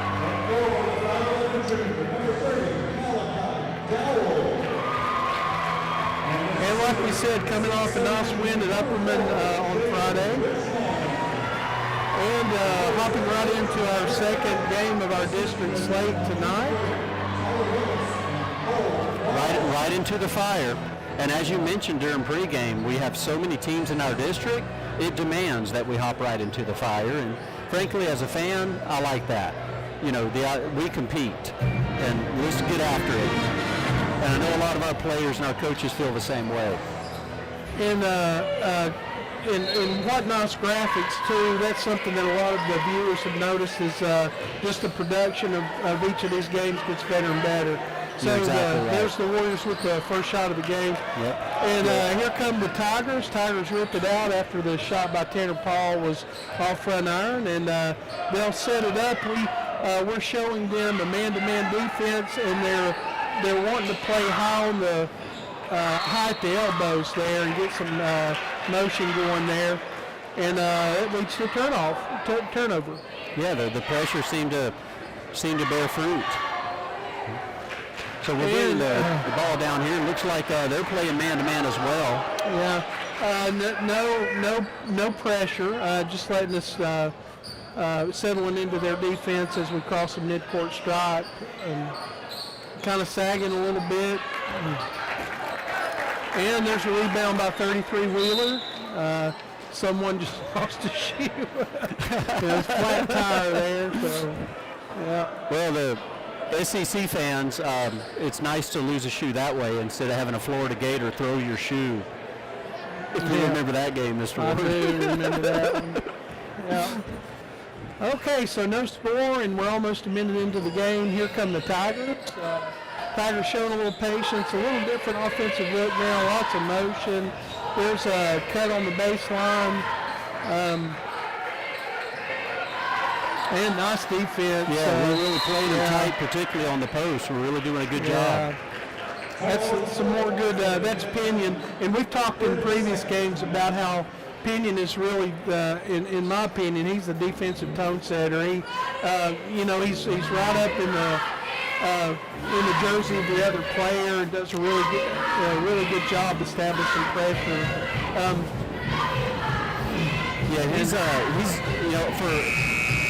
For any grade level, he's remarkably poised, but especially for a freshman. He's just, like you said, he's a spark plug for our team in so many ways. Never gets rattled, always knows what he's doing, distributes the ball very, very well. And like we've mentioned before, I believe he's just a freshman, Keith, and ended up being the starting quarterback for our varsity as the football season went on. So good athlete, hard worker. There's some good defense, almost a turnover. Dekalb is trying to run some motion down on the low block there. Really good defense, tight so far. And there's Pinion with some hands there. That shot is deflected. Here come the Warriors, looking for the first points of the game.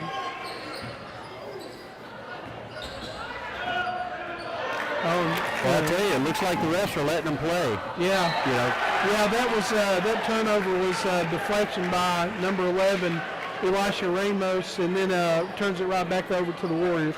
So here come the Warriors again, Keith. Yep, looks like Pinion's bringing it down. And right now we're just set up sort of in quarters there. And now we're starting to move. That's Paul at the top of the key. That's an open look. All right. Yeah, the bank was open.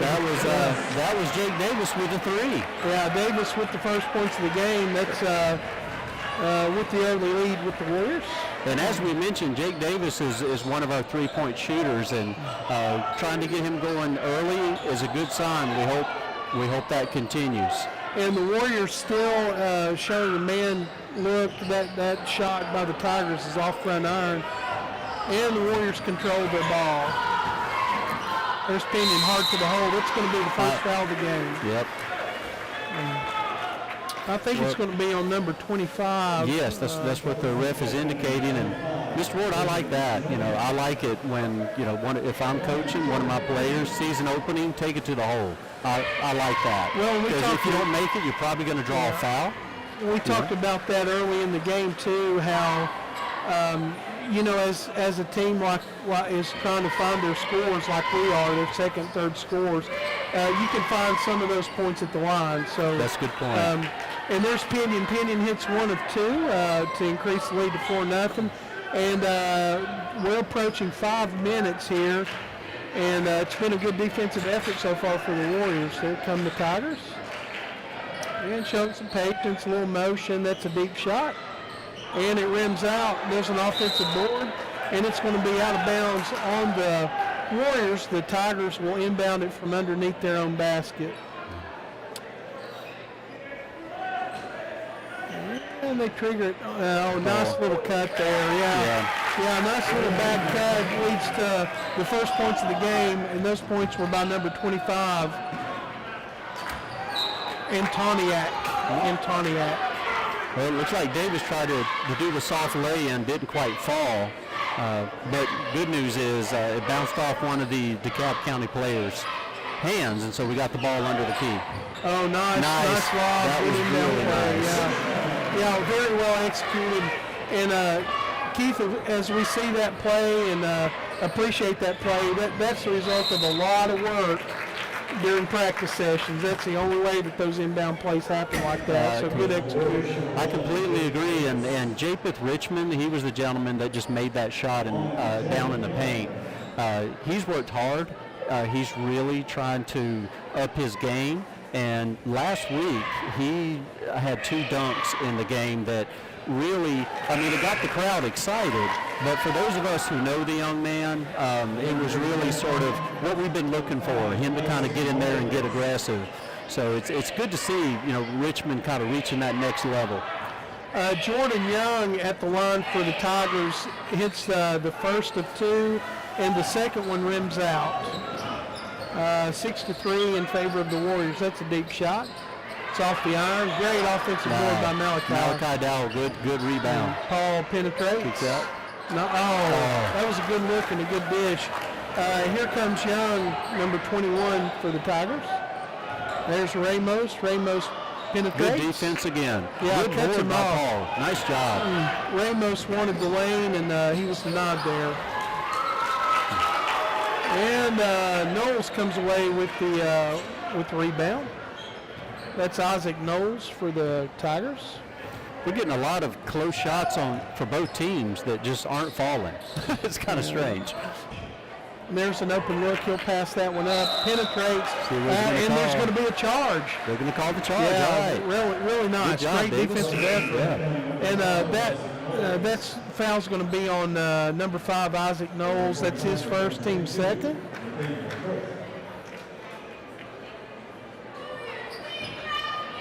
And the Warriors with a 6-3 lead, just under 4 minutes remaining in this quarter.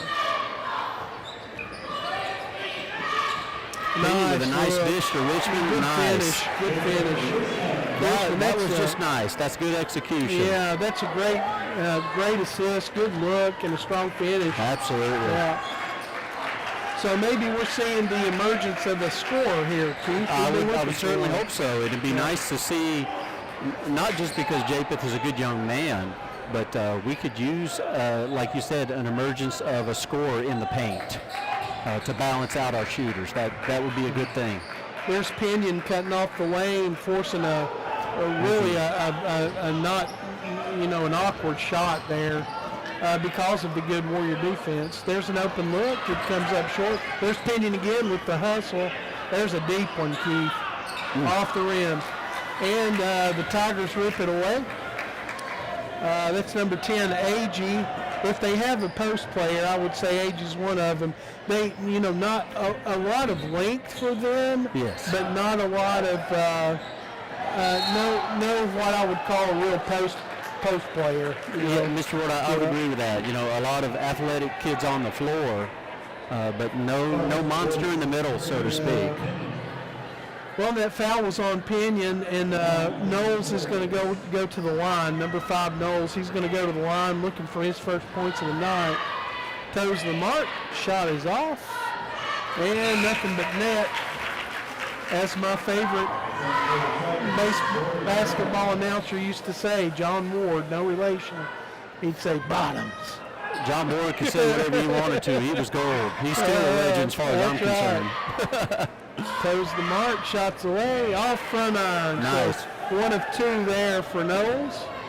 As Dowell with the rebound, and Paul taking it to nice. the hoop, and they're Being going to call the aggressive, foul. yeah. Excellent. We want to get to the line as much as we can for sure. So it's an 8-4 lead in favor of the Warriors. 2.5 minutes left.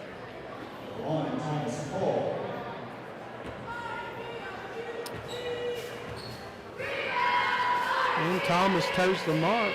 He's usually pretty good from now. Just jinxed him. Yeah, well, that's my fault. That's our, yeah, well, he'll overcome right here. I have faith in the young man. I put some bad mojo on there we go. There we go. All right, so Tanner hits 1 of 2, a 9-4 lead. And here come the Tigers in this district contest. Young. Once again, strong defense, yes. That's a deep look. He's going to pass it up, penetrates about a 12-footer. Off the mark, there's an offensive board. Deflected over into the corner, sets up deep, swings it. Oh, that was, I don't know. Hey, that looked pretty good to me. I don't want to second guess the man in the stripes. The man in the stripes, but from our angle, it looked pretty good. It's all right. They get paid. So yeah. It happens. It happens. And this is going to be Agee at the line, number 10. Stetson Agee. First shot finds the mark. I would like to remind everybody about Bell's Landscaping. They serve White and all of our surrounding counties. Give them a call today for a free quote. Call them at 931-224-7798. And his second shot is good. Second shot is good.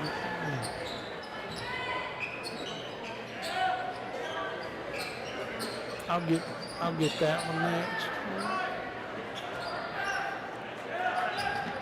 Looks like Davis trying to drive in, kicks it out to Pinion. Out to Thomas Brock. Brock to Dowell. Dowell back to Pinion. Back to Davis. Lots of good ball movement. It is. There's Brock an has the open shot.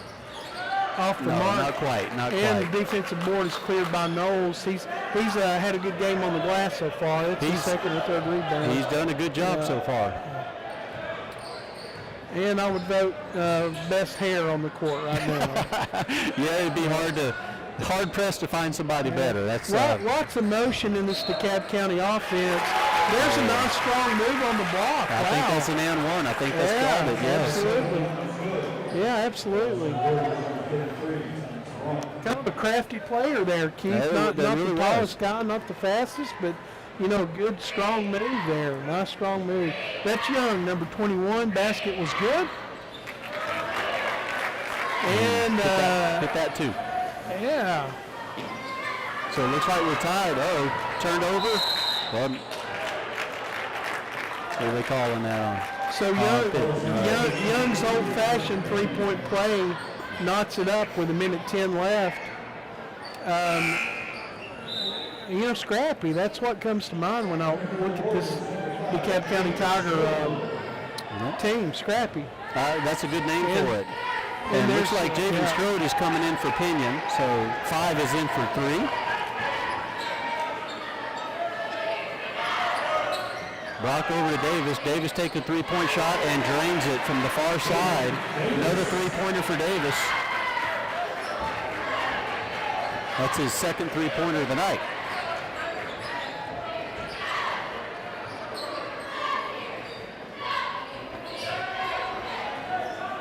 Takes a shot from a long way away. And the same fella's taking the shot again. So 0 for 2 there. Tigers still have the ball. Worked back out to the elbow. Another three-point shot. That shot's good. That was number 22, Nathaniel Crook, with a three-point play. So 3 attempts at a three-pointer. If it once you don't succeed, et cetera, et cetera. So it's tied at 12, 14 seconds as the quarter winds down.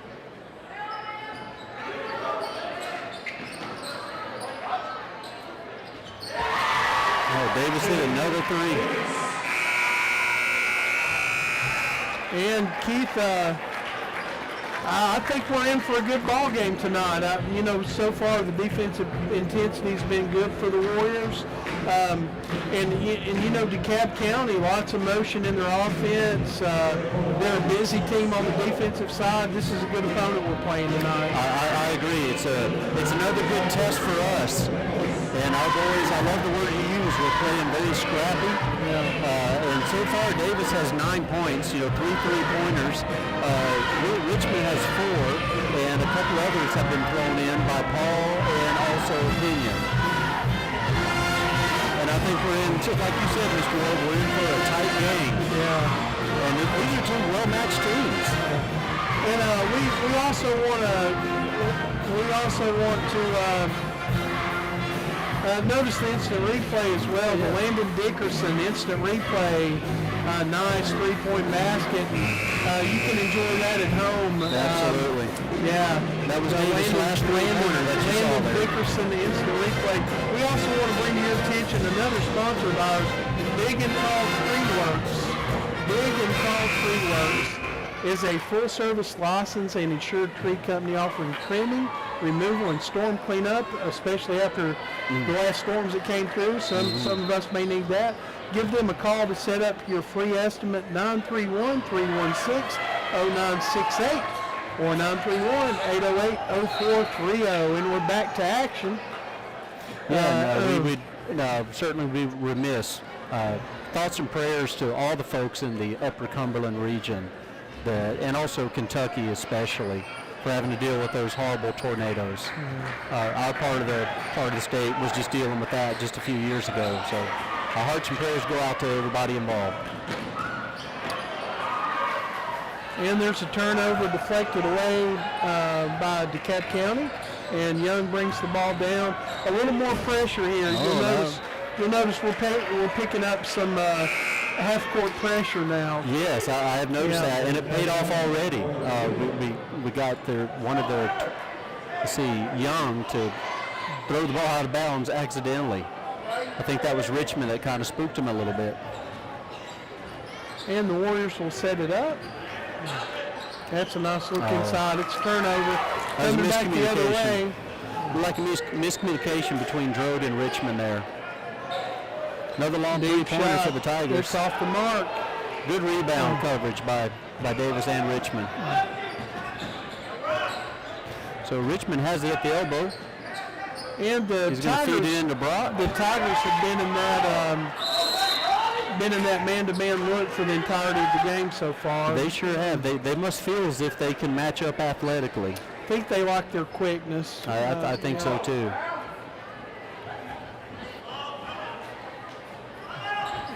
Tanner's been pretty quiet so far. We need to get him in some rhythm here and get him involved on the offensive side of the court.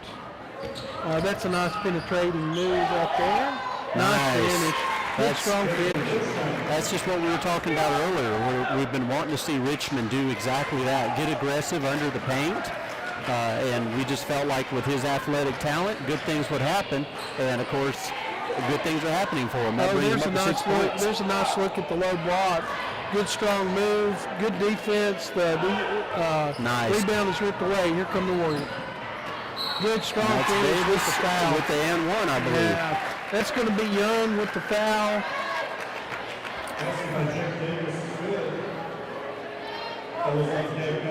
That's the and one. Davis is going to, after a strong finish, there was contact by the body, and he's going to go to the line. That's Young's second foul. That's going to be team's fourth. And he can stretch it out to an 8-point lead. It's been a good minute and a half so far. Yeah, it sure has. A lot of action. Nice. Yeah. So just like that, a minute and a half of scoring barrage here by the Warriors has lengthened that lead to 8 points. And it appears as if going man-to-man, doing the pressure at half court has already paid off for us. Oh, that's one of those you just want to have back as an athlete right there. You've got the ball, you've got open court in front of you, and then you just take your eye off the ball. That's one Davis will be thinking about tonight, I'm sure. It's frustrating, I know. And Keith, we're in a 1-2-2 zone, trying to trap out of it a little bit, and that's what happens sometimes.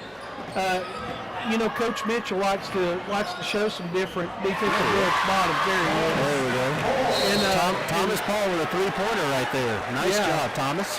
So it's been a good 2 minutes this quarter for the Warriors. Very good run. And something to notice at home too, a little bit of a different defensive look by Coach Mitchell.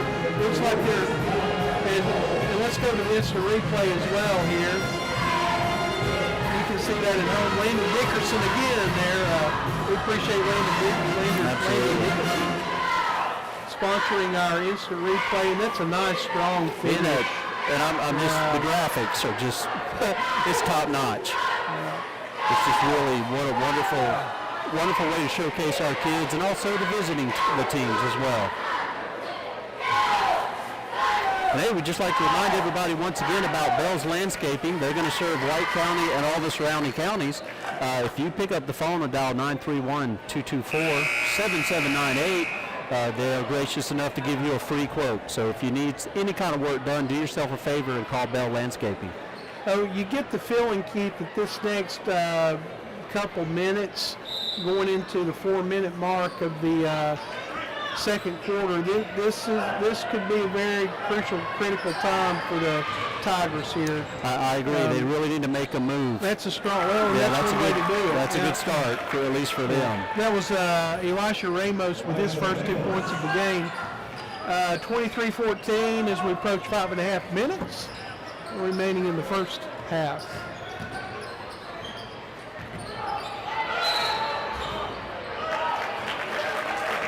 Go charge.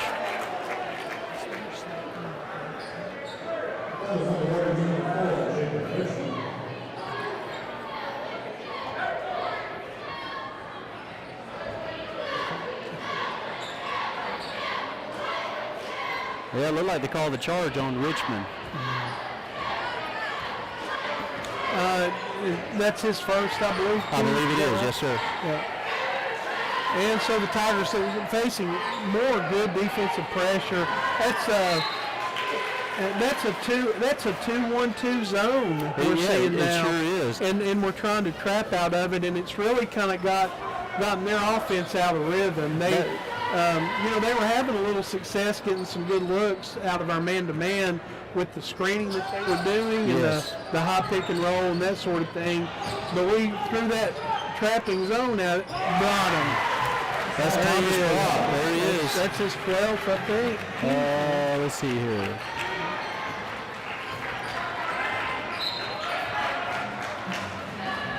Let's see. Yeah, that's Brock's second three-pointer, I believe. Second? Yeah. And Dekalb inbounds it in front of the scorer's bench. 26-14, 12-point lead for the Warriors. And trying to get something on that low block. There's a kick deflected out of bounds, and it'll stay to the Tigers. That's just more evidence of our tight, aggressive defense.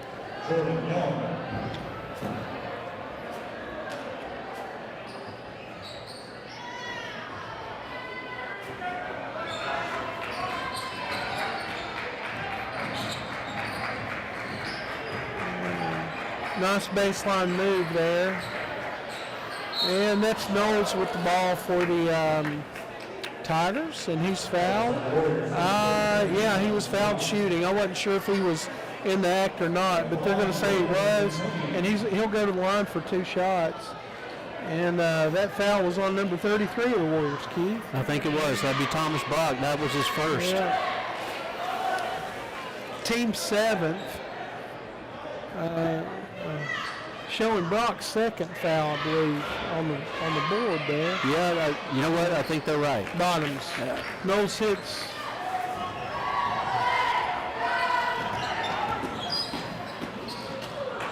Well, you don't see that one much every day. That was a strong move by Paul. He was trying to come to the baseline, but he was cut off. He tried to put the shot up, but just a little bit too far under the backboard, and you try to lay the ball up. That's going to happen. Good teamwork right Nice. there. Good teamwork. That's Malachi Dow getting in the scoring That's column. right. That was a nice feed. That just worked off of Richmond. He saw Malachi open and found the open man, and we got some points out of it. Here come the Tigers. There's a look on the great low block, defense and it's again. deflected. Malachi. And a nice strong move. That foul's going to be probably the third on Jordan Young. That's going to be Jordan Young's third foul, I believe. He had just re-entered the game, and he's kind of there. He plays that point guard role, it seems, for the Tigers. But yes, that's his third, team 5th. So Davis will shoot 2. A little bit hard off back iron.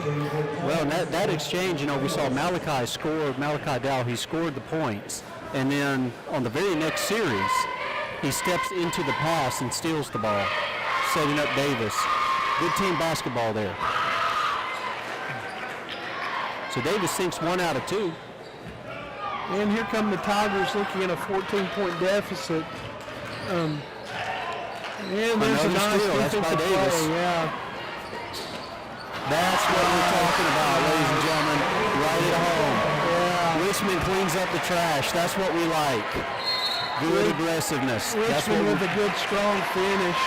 And Keith, we're 4.5 minutes into this quarter, and it's been owned by the Warriors. That's a good way to phrase it, Mr. Ward. Farm Bureau score report shows we're up 31-15. And there's another instant replay there to show the finish. That's just nice to see. That's nice. Yeah, good elevation, strong finish, beautiful. That's just what we want to see from Jacob. And that's the he's responding well. Landon Nickerson instant replay. And so, Keith, we were talking about the first 4.5 minutes really belonging to the Warriors, starting to get to the line a little bit more, and really trying to assert ourselves in the paint. I know this is the way that Coach Mitchell. If we're going to have success, it's playing this style of basketball. So true, and I can't help but notice that our inside game has picked up after we started hitting those 3-point shots from the outside. There's a shot from the top of the key. It's off back iron. There's another. Malachi goes high for that rebound. Here come the Warriors, Keith. Brock's at the 3-point line. Dow with another rebound. Back out to Brock. Brock with a redo. Nice defensive hustle there by Knowles of DeKalb County. And the ball is going to go over to the Tigers. They're going to say that Japheth had possession and crossed the half-court line. Not exactly a popular call here, but it is what it is. It is what it is.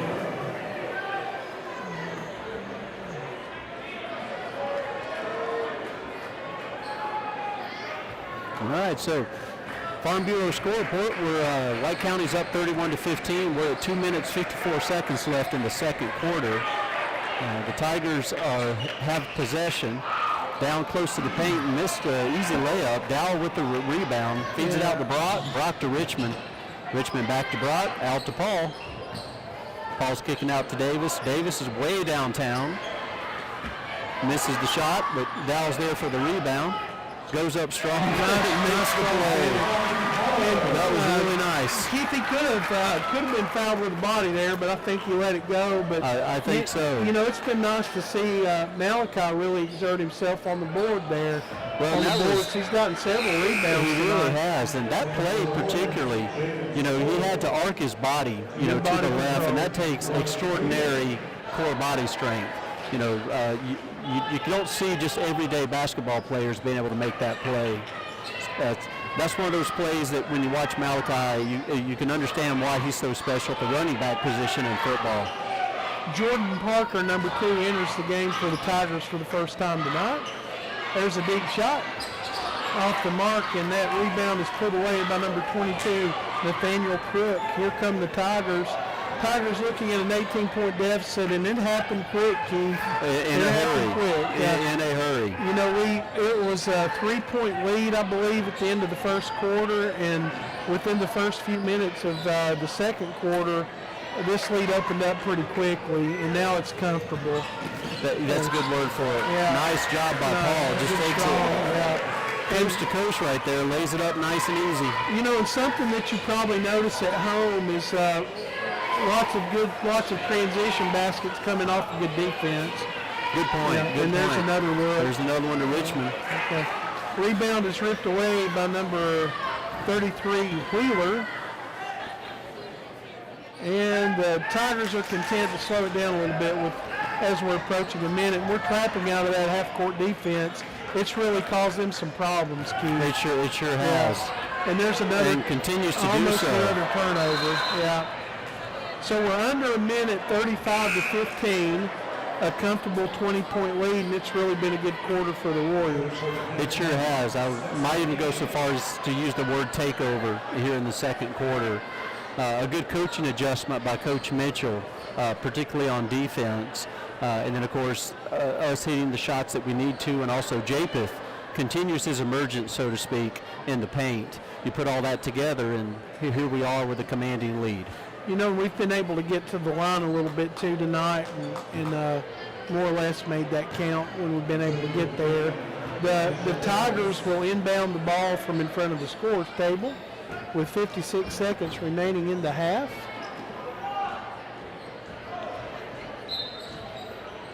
And really, we've really just disrupted any offensive, rhythm that they had with this trapping defense.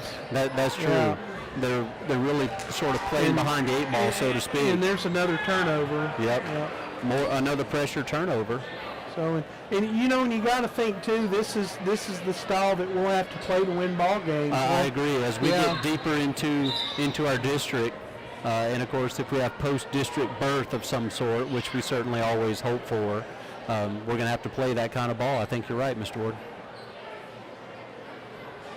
And it looks like Brent Ryan, the White County trainer, is going to take a look at one of the Tiger players here. Okay. And the ball will belong to the Warriors with 46 seconds left. And it looks like they're going to hold play until the young man gets off the court. Always wise to be safe when it comes to student athletes' health. So Strode's bringing it down. Feeds it off to Paul. Paul feeds it to Richmond. Richmond back to Paul. Nice back door. Very nice back door. So approaching 30 seconds remaining in the half, and this quarter has belonged to the Warriors.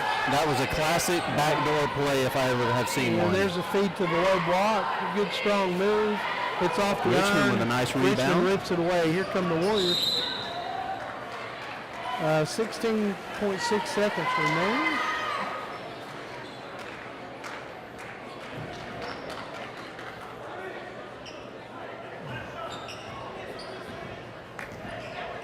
$13 seconds. Looking for a good shot to end the half. 5 seconds. Deep shot. That's off the rim. And that's going to move us into the half. So your score here at White County High School Roy Sewell Gymnasium, the home team, the Warriors 37, the visiting DeKalb County Tigers 15. And as we move into halftime, Keith, let's talk about our friends at Big and Tall Tree Works one more time. Big and Tall Tree Works is a full-service, licensed, and insured tree company. Offering trimming, removals, and storm cleanup services. Give them a call to set up a free estimate. 931-316-0968, 931-808-0430. All right, Keith, talk us through our scoring there a little bit. Yeah, well, it looks like our leading scorer is Jake Davis. Let's see, 9, 10, 11, 12, 13. 13 points. Looks like what's our last replay? That was Paul with his nice the backdoor play. That's what that was. That's Landon Nicholson instantly playing.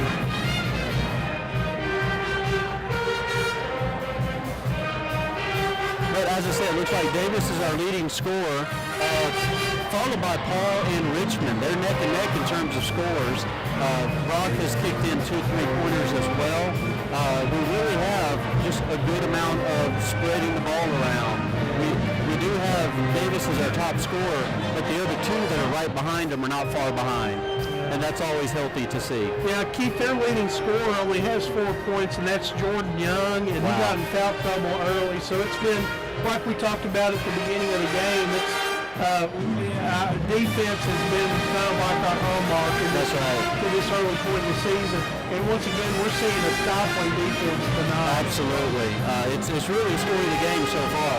That's for sure. And Keith, I'm gonna get on out, and I know we've got a special student for you to we sure talk do. to here. So Absolutely. I'm gonna trade out and turn it over to her.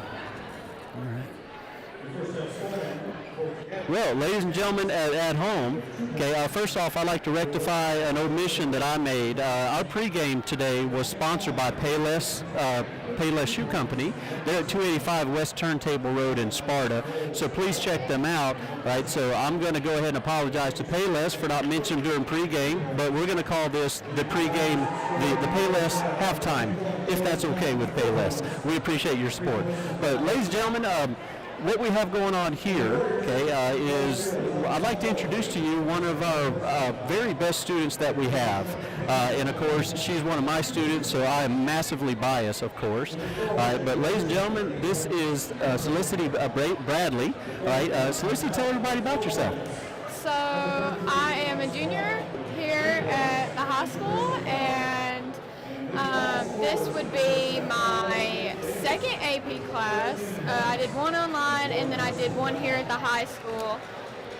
So I've done 2 of those and 2 dual enrollment classes as well.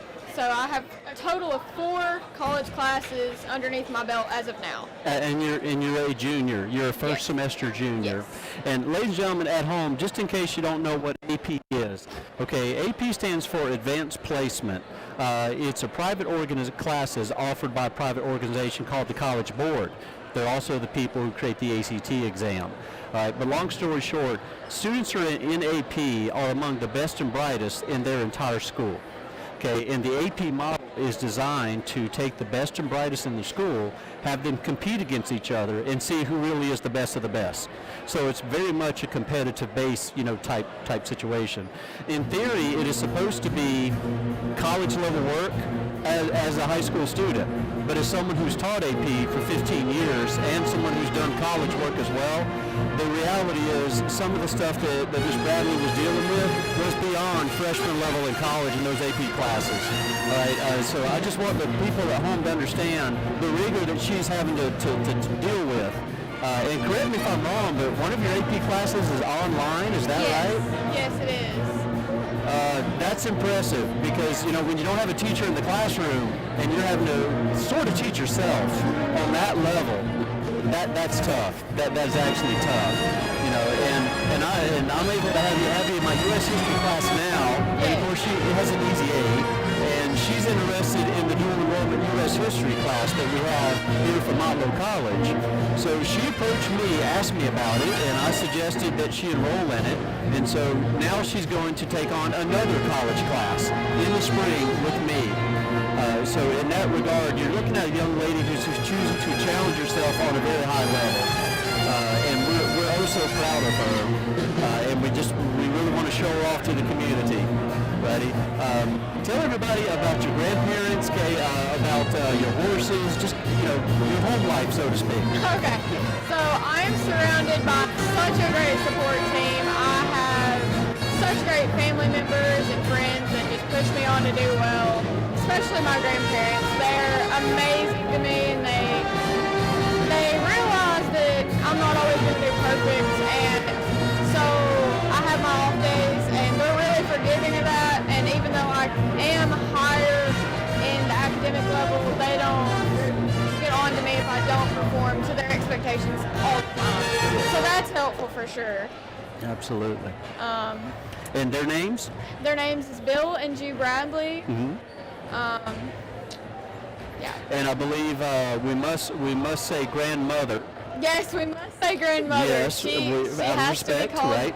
She has to be called grandmother. Yes, and Paul, is that And right? Paul, yes. Okay, all right, so grandmother and Paul, we offer our respect to you, and thank you for raising such a great young lady. She's really made the school a lot stronger.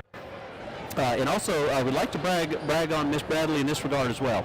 Okay, now, if you would, tell everybody about how entrenched you are in agricultural science, CTE, or for people at home, what we used to call vocational, all right?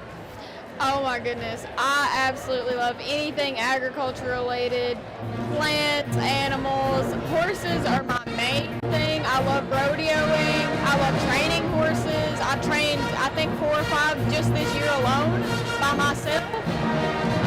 And I believe you just got a new horse just a couple of weeks ago. I did, actually, and he only had 10 rides on him when I got him, and I've put over 50 on him already, and I've not even had him a month, so. Sounds like you're living right to me. That's a good idea. Oh, yeah. Well, tell everybody about your enrollment in FFA, Future Farmers of America. Okay, so I've competed in a couple different events, ranging all the way from livestock judging, all the way to like conducted chapter meeting, which is parliamentary procedure type stuff. So I've done all the different things you can do, whether it's directly related to animals or more of like the businessy type things you can do. And I have been an officer for 2 years in FFA. I've done all the behind the scenes work. I know the inner workings of FFA, and it's just something I'd really like to do for a long time. It's such a wonderful organization. I know many of our viewers probably were in FFA, but for those who do not know, the Future Farmers America, they don't just raise highly educated future farmers. They raise good adults, young people. They expect a lot of them. And their national convention in Indianapolis draws 50, 60,000 easy. Yes. And what's really interesting about that, at least in the case of Miss Bradley, is she has a foot in the agriculture world, but also advanced academics. And ladies and gentlemen, that's not that usual. That's kind of unusual to be doing both. In fact, that's one of the reasons why, we featured her on a Warrior Media broadcast earlier today. And your quote that they put up there, I thought was it inspirational? Do you remember what you told them in terms of why you did that? I said that I wanted to break the stigma that your agricultural or vocational and general backgrounds, they typically get called unintelligent, and that's not the truth whatsoever. That couldn't be actually further from the truth. Absolutely. As a matter of fact, I would agree. Our CTE classes and our agriculture classes, when you go into those classrooms, the students have to learn the content, but then part of your examination is you have to perform the job to a certain proficiency level. That doesn't happen in academic classrooms. And I even have said before that if you want to see some of the best teaching in any high school, you need to go to a CTE class. So I agree with you. The idea that students who take CTE are somehow not intelligent, if anything, it's probably the opposite. we don't just know how to do things, we actually have to do them and succeed in them. Absolutely. And you'll have to know why you're doing what you're doing. Oh, yeah. And correct me if I'm wrong, you also have to be explained why you wouldn't do other things. Yes, very much so. Yes. So anyway, everyone at home, I think you can see why we're so proud of Felicity. We're so proud. She chooses to be a true warrior. She challenges herself academically. She challenges herself in terms of CTE, but she's also a well-rounded young lady, and we just wanted to show her off. Right, so Felicity, thanks for being with us. Well, thank you, and thank you for being so kind. Absolutely. Well, we just love to promote our community, so thank you very much. Well, thank you. Okay, you have a good evening, okay? You have a good evening, Yeah, too. we'll see you tomorrow. I'll see you tomorrow. All right, that's a deal. That's a deal. Say hello to grandmother and Pa for me. Yes, right? I will. You can Take have a care. seat. All right, everybody. Well, we're back live here in the start of the second half. Okay, we're roughly at the 7.5 minutes. And looks like we have a call. It looks like a call against Jake Davis. They called Jake Davis for a foul. Well, and of course, we welcome back the great Mr. Ward. All right, here we go, DeKalb County with the ball. And Keith, as the second half gets underway, boy, the second quarter, the Warriors really outscored DeKalb County by 21 points and really just flipped the scoreboard on them. So, what a great quarter it was. Lots of good offensive output that quarter. So here we are, beginning the second half with a 37-15 lead, and DeKalb County with the ball. And looks like we're back to man-to-man. And why not? And it looks like the Tigers are moving the ball around more than they did in the first half. They're not being as direct move toward the goal. It's like they're working for the open shot. There's a baseline move. Nice little feed, about an 8 or 9 footer off the iron. That was a nice feed. Good pass by that young man. Paul's at top of the key, kicks it out to Davis at the elbow, and he'll drain another three-pointer. So Davis has had a strong game tonight, a good offensive game. He sure has. I believe that's his fourth three-pointer of the night, and he's thrown in another three as well. So like Keith said, the DeKalb County looking at a man-to-man defense. That shot's going to be off the mark. Here come the Warriors. That's Dowell, Malachi Dowell with the rebound, and Davis with the ball. Kicks it out to Pinion. Pinion out to Paul. Paul to Dowell. Dowell back, Paul. Back to Pinion. Back to Davis. Another long three-pointer. And that rebound is hard off the back iron. Here come the Tigers. That rebound pulled down by Ramos, number 11. That shot off front iron. And here come the Warriors. They clean the boards. Davis to Paul. Paul with a long three-pointer. And that's also off. Here comes number 21, Jonathan Young, with the ball. He kind of serves as their point guard. There's a deep shot. It's off the mark, rattles in and out. Those are frustrating. Paul's driving down the lane, and they're going to call a charge? Is that what they called it? Yeah, they called a charge. That was Stetson Agee. In the eyes of the ref, he was able to get his feet planted, and Paul, was aggressive, but I guess that's just how the official saw it right there. Yeah, end of the day, a judgment call. Paul is gonna take a seat with 2 fouls. Well, and actually, it looks like Brent's taking a look at him. He is. I think he got scratched up a bit. Yeah.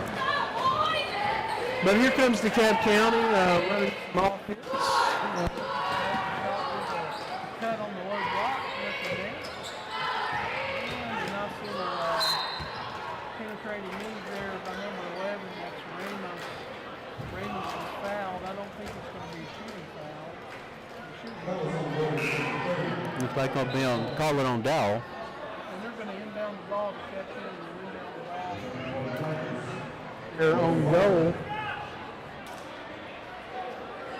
He's still looking for the first chance of a second 40 to 15 lead. And then he's in the low block. Good defense by the Warriors for the Peter Coming off the shot, it's off the Richmond with the rebound. Kicks it out to Davis. Davis to Brock. Brock back to Davis. Looks like they're working it around. Pinion's at the top of the key. Almost to half court. Kicks out to Davis at the elbow, and Davis takes the long three-point attempt, but off the rim. That rebound is controlled by number 22, Pinion once again showing that strong defense. He's across the line. Good call, yeah. I think it's big toe. I think so. I think we had a good vantage point from here. Yeah, another turnover. Good defense leading to a turnover, and Warriors will have it in the court. And they'll be looking at So that's Pinion. Looks like he's moving around to roughly to the elbow. Davis, another long three-pointer off the back of the rim. Pinion gets the rebound, so we'll kick it out and we'll start it all over again here. There's Brock, far side. Another missed three-pointer. Ripped away by number 5, Isaac Rose.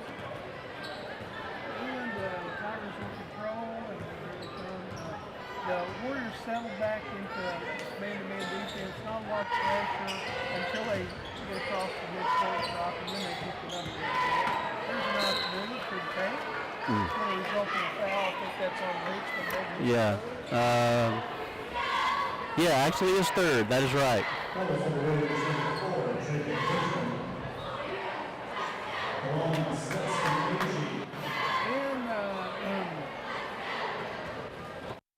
to the line will be number 10, Stetson Agee, looking for the first point and a half for the Tigers. And that rim is out. First shot no good. He's going to have a second.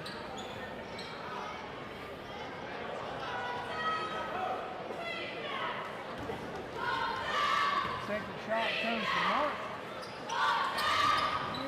Oh, barely gets in there. So Agee hits one of 2. And Pinion's bringing, nice bounce pass by Brock to Richmond. Unfortunately, we lost the handle on it, so Tigers have it, and they're driving. Richmond putting pressure. Finally, across half court, take a shot from the corner. It's off. Oh, Richmond had the rebound, but just couldn't hold on to it. So it'll be DeKalb County ball. So it looks like a timeout's called. All right, so the Warriors are going to call their first timeout of the second timeout, I guess. Hey, at this time, friends, we'd like to remind you about Big and Tall Tree Works. They are a full-service licensed and insured tree company offering trimming, removal, and storm cleanup services. Give them a call to set up a free estimate. You can reach them at 2 separate numbers. The first one being 931-316-0968. If that doesn't strike your fancy, you can contact them at this number, 931-808-0430. Please support the people who help support us, and they will do a fantastic job for you if you just give them a call. Anything, Jonathan? All right, so we're at 3 minutes and 14 seconds left. Our Farm Bureau score report shows us that we have a comfortable lead. The Warriors are up 40-16. Okay. And also, ladies and gentlemen, you're having to listen to just my voice. Mr. Ward's microphone is having technical difficulties. And I can feel your pain that you just have to listen to me, at least for the time being.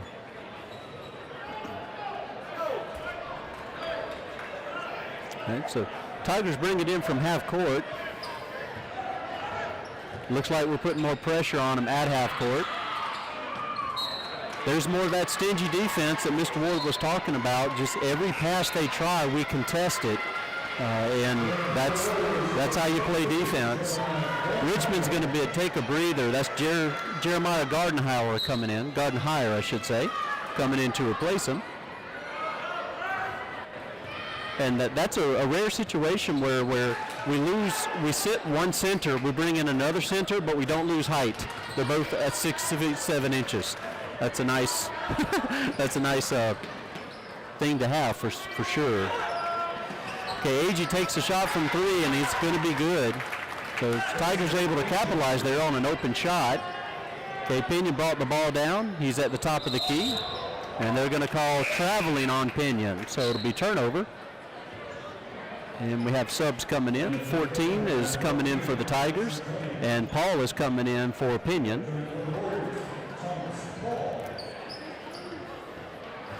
Okay, so for the Warriors, we have Gardenhire, we have Paul, we have Richmond, Brock, and Dow on the court. And once again, looks like there again, that stingy defense. Davis just putting his hand in there and knocking the ball loose. And again, that's just a frustration factor. You know, as our players continue to do those types of aggressive moves, really starts to get in the heads of the Tigers. Well, that was a nice feed. He drove to the paint, and that was just a good play. Hats off to the Tigers for that play. We have the ball. Brock is driving. He's in the paint, kicks it out to Paul. Paul's at the top of the key, kicks it back out to Brock. Brock takes a three-pointer that does not fall. Rebounded by the Tigers. It's number 10 bringing it down. Davis steals the pass, has the ball across midcourt into the paint. Tries to do a reverse layup. Gardenhire is there. First attempt, second attempt to pick up the trash. Neither one falls. Tigers have the ball. And they're bringing it toward half court. They have now passed half court, top of the key. Takes the shot at the top of the key. That's Brock with the rebound. Feeds it out to Davis. Davis comes across half court, kicks it out to Paul, out at the elbow. Paul back to Davis. Davis to Brock. Brock back to Paul, back out to Brock. Brock's driving to the paint, feeds it out to Dowell. Dowell drives into the paint, kicks it back out to Paul. Paul tries a three-pointer, it does not fall. Rebound by the Tigers. We're at the 1 minute mark in the third quarter as the Tigers bring the ball down. Warriors are up 40-21. And the Tigers are going to try a long three-pointer at the elbow, and they will make it. That'll cut into the lead a little bit. Davis has the ball, working at the top of the key, hands it off to Paul. And looks like Warriors are trying to set up a play here. Or just handing it to Davis out at the elbow. Try three-pointer, does not fall. Rebound by number 22 for Dekalb. And Dekalb is just feeding the ball around the key, looking for the open man, an open shot. And once again, our stingy defense is just all over Dekalb at this point in time. As I said, contesting every inch and every pass. That forced him to take a very errant shot. Okay, and all right, so Warriors looks like we'll have the ball. So last person to touch it was Dekalb. The report shows us that the Warriors are defending our home gym with a score of 40-24. All right, once again, a comfortable lead for us at this point in time.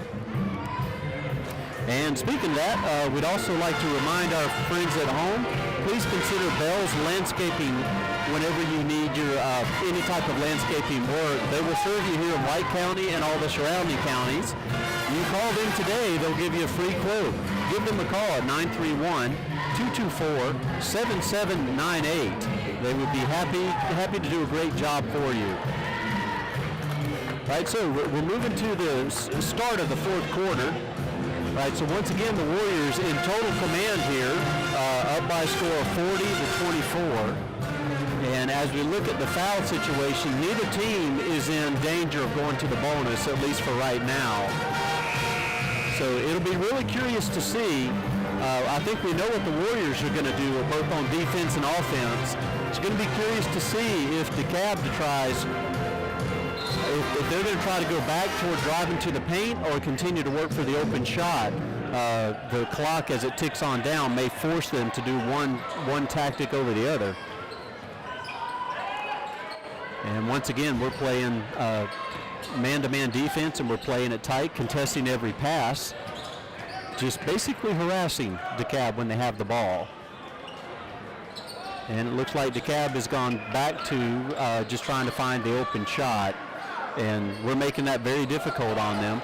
Once again, forcing a long three-pointer, but they're able to pick up the trash. That's number 14 who's able to pick up the trash. Okay, so Davis has the ball for the Warriors. He's crossing half court. He's going to feed it over to Paul. Paul kicks it out to Richmond. Richmond, nice pass to Paul. He had him open, but Paul just couldn't quite hold on to it. It was a good attempt, just the execution wasn't there.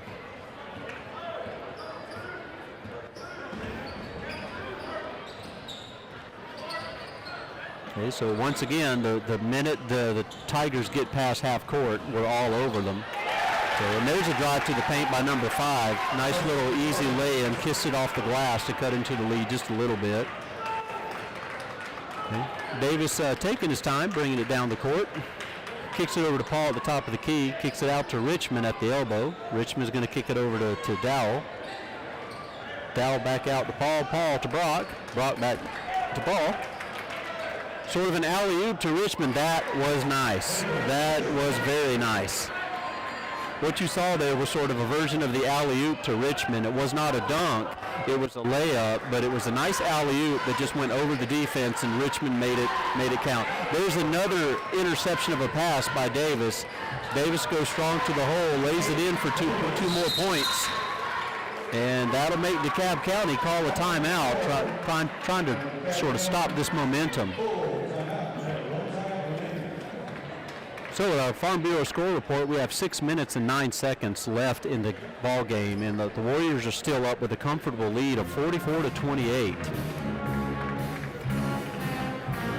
And during our halftime, we'd also again like to remind everybody at home, please consider calling Big and Tall Tree Works because they are a full-service, licensed, and insured tree company. They offer multiple services such as trimming, removals, and storm cleanup services. Please give them a call to set up a free estimate. You have 2 different numbers you can choose from to give them a call. The first is 931-316-0968, or you can call them at 931-808-0430. So we're coming to the end of the timeout. Once again, our Farm Bureau score report.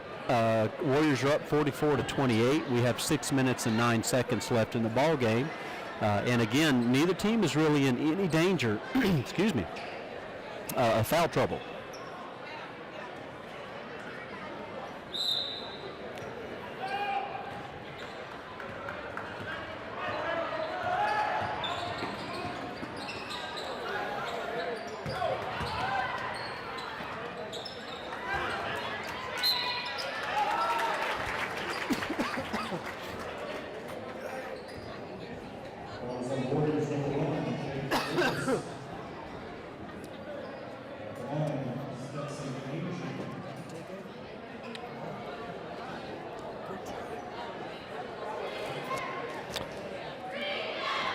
Hey, Mr. Brown is taking a little break right now to catch his voice.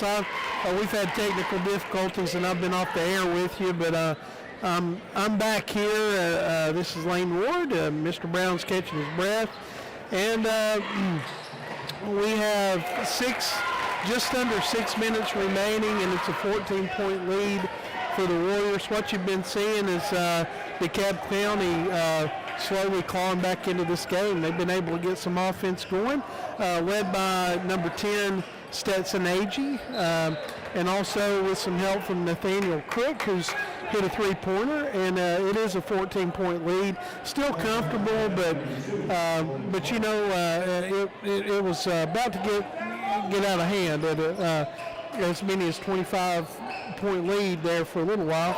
But there's a nice defensive play by DeKalb County, and they're trying to make a game out of it. There's a deep shot from the corner, and it's good. And just like that, it's an 11-point game. That was Elisha Ramos with the three. And just like that, it's a 44-33 game with plenty of time left, just over 5 minutes. There's Paul. Paul's good from the top of the key. So that's Paul. Not sure exactly how many he's got tonight, but looks like he might be in double digits, I think. He's got 10 points. So and there's a turnover there, an unforced turnover by DeKalb County with 5 minutes remaining, 5:01. And it's a 14-point lead, 47-33. And here come the Warriors. They'll inbound it just past just the other side of the half court stripe. And DeKalb County is settled into it looks like a 1-2-1 or a 2-1-2 zone. And there's a turnover. Look down on the low block. A nice move. It's off the mark. Good strong rebound. And number 33 puts it back in for the Tigers. That's Robert Wheeler. Wheeler with the deuce. And it's a 47-35 game. 4.5 minutes left. The Warriors trying to show some patience here. And they're looking at a 1-2-2 zone. DeKalb County probably wants to trap, well, not really trap out of it, but just looks like they've gone back to a man-to-man look here. There's a penetrating move, bottoms, nice shot.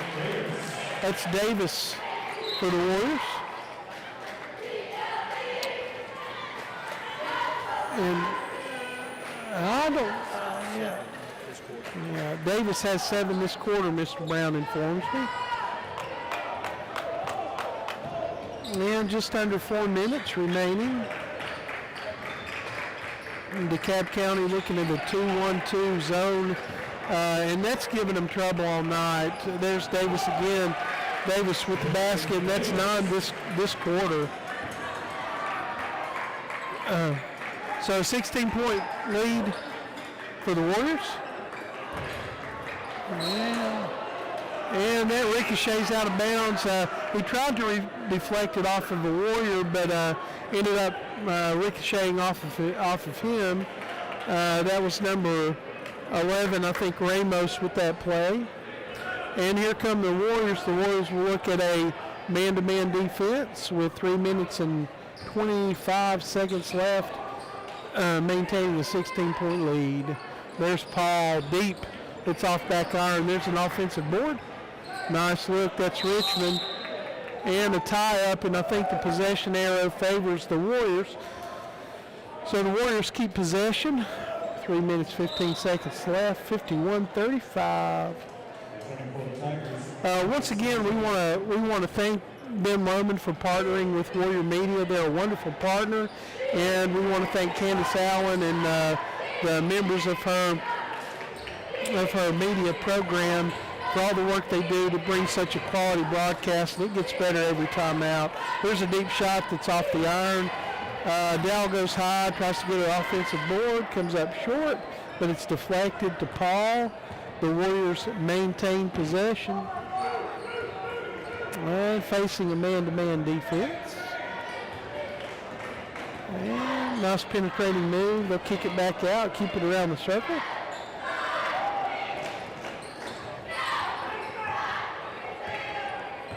Being very selective right here. I think trying to wind this on down. Surely there's a foul there. We almost had a rugby match break out there. That foul's going to be on Ramos. That's going to be team second. Ramos, just his first of the game.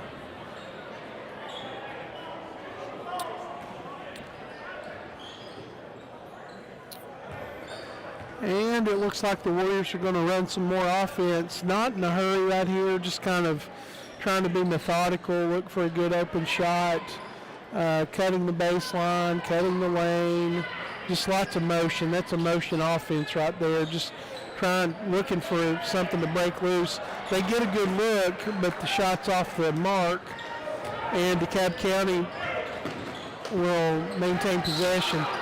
Richmond did a good job right there. You saw at home Richmond just kind of dogging him as he tried to advance the ball up the court, and it eventually led to a walk. So good defense leads to another DeKalb County turnover, and we're under 2 minutes here as the Warriors are up by 16 points. There's a nice penetrating move. It was a good idea on the low block, but DeKalb County comes away with a turnover. There's a strong move. That foul's going to be on Richmond. And I think that was number 10, Agee, who took it strong to the hoop. Richmond played good defense. I think it's going to be 4 on Richmond maybe. Yeah, 4 on Richmond.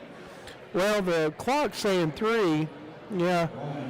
But Stetson Agee will go to the line, and it looks like he's going to shoot 2. 1:42 left.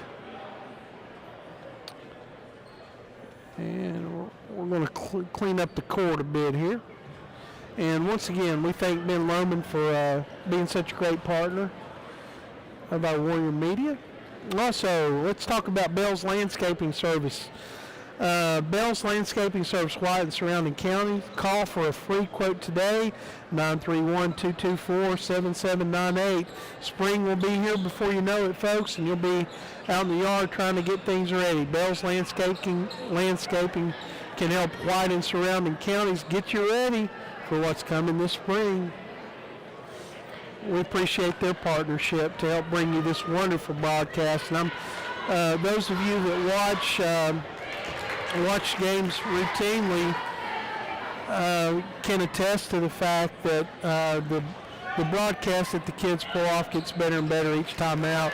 So Agee is able to hit both. That's 5 points for him this half. And it's a 14-point lead, approaching 1.5 minutes left. And the Warriors going to run some offense and be a little patient here. There's a nice strong move by Paul. Paul takes it strong to the hole. He saw a little crease, knife through it, and he draws the foul. He's going to go to the line.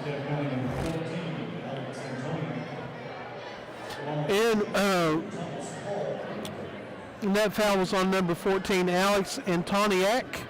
His first. That's going to be team's third. Paul toes the mark. His shot's up and good, nothing but net. That shot finds its way home, and he's going to toe the line for a second one.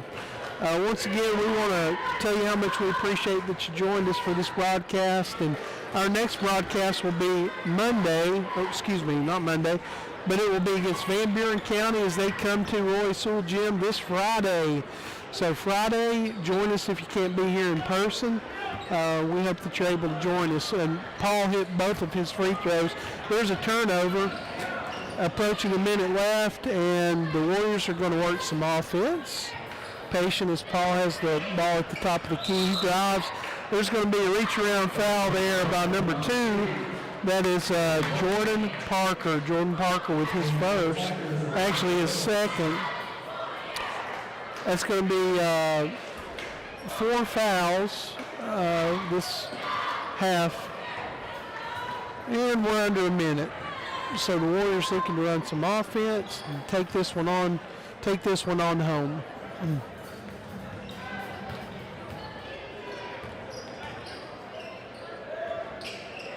There's Paul with the ball again, way up top of the key, and not a lot of urgency here. I think the Warriors are just looking to run it out. There's going to be a little bit of a push there on number 10, Agee.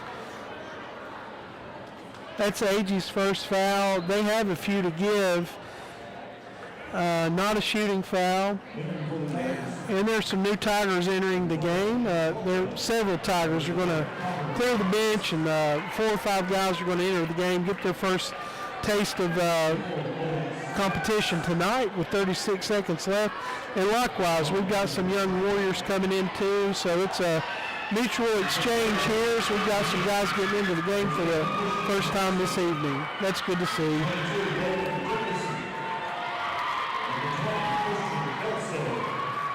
So the Warriors prepare to inbound the ball in front of the scorer's table. And we've got almost completely new lineups for both teams on the court right now. And there's Pinion. Pinion's out there still maintaining control, running the point for the Warriors. And we're under 30 seconds. And our young Warriors and young Tigers are going to take this one to the end of the regulation.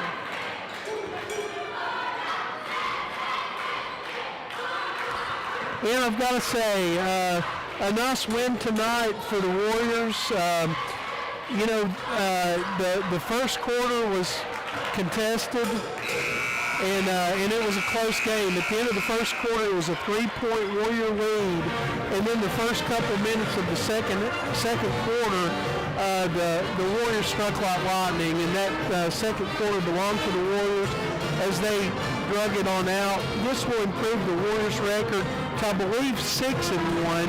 It's going to drop DeKalb County to 6-3. This was a district contest, so once again, we want to thank you and you for joining us, and we hope that you can join us at our next game, our next broadcast, which will be Friday, when our friends up the road on 111, just south, come down to visit. Van Buren County comes to town, so we're looking forward to that game. And then the Sonic Shootout, the 20th through the 22nd, will be here at White County High School Roy Sewell Gymnasium. And then the 27th through the 30th, both the boys and girls teams will head off to Pensacola, Florida, for what's become a tradition every year. So we're excited about that. And we, once again, congratulations to Coach Mitchell on his celebrating his 500th win. Such an incredible accomplishment. And they played well tonight to get us another good district win. Okay, so that's going to wrap us up. So thank you for joining us, and we hope to see you on Friday for White County against Van Buren County. Until then, be safe.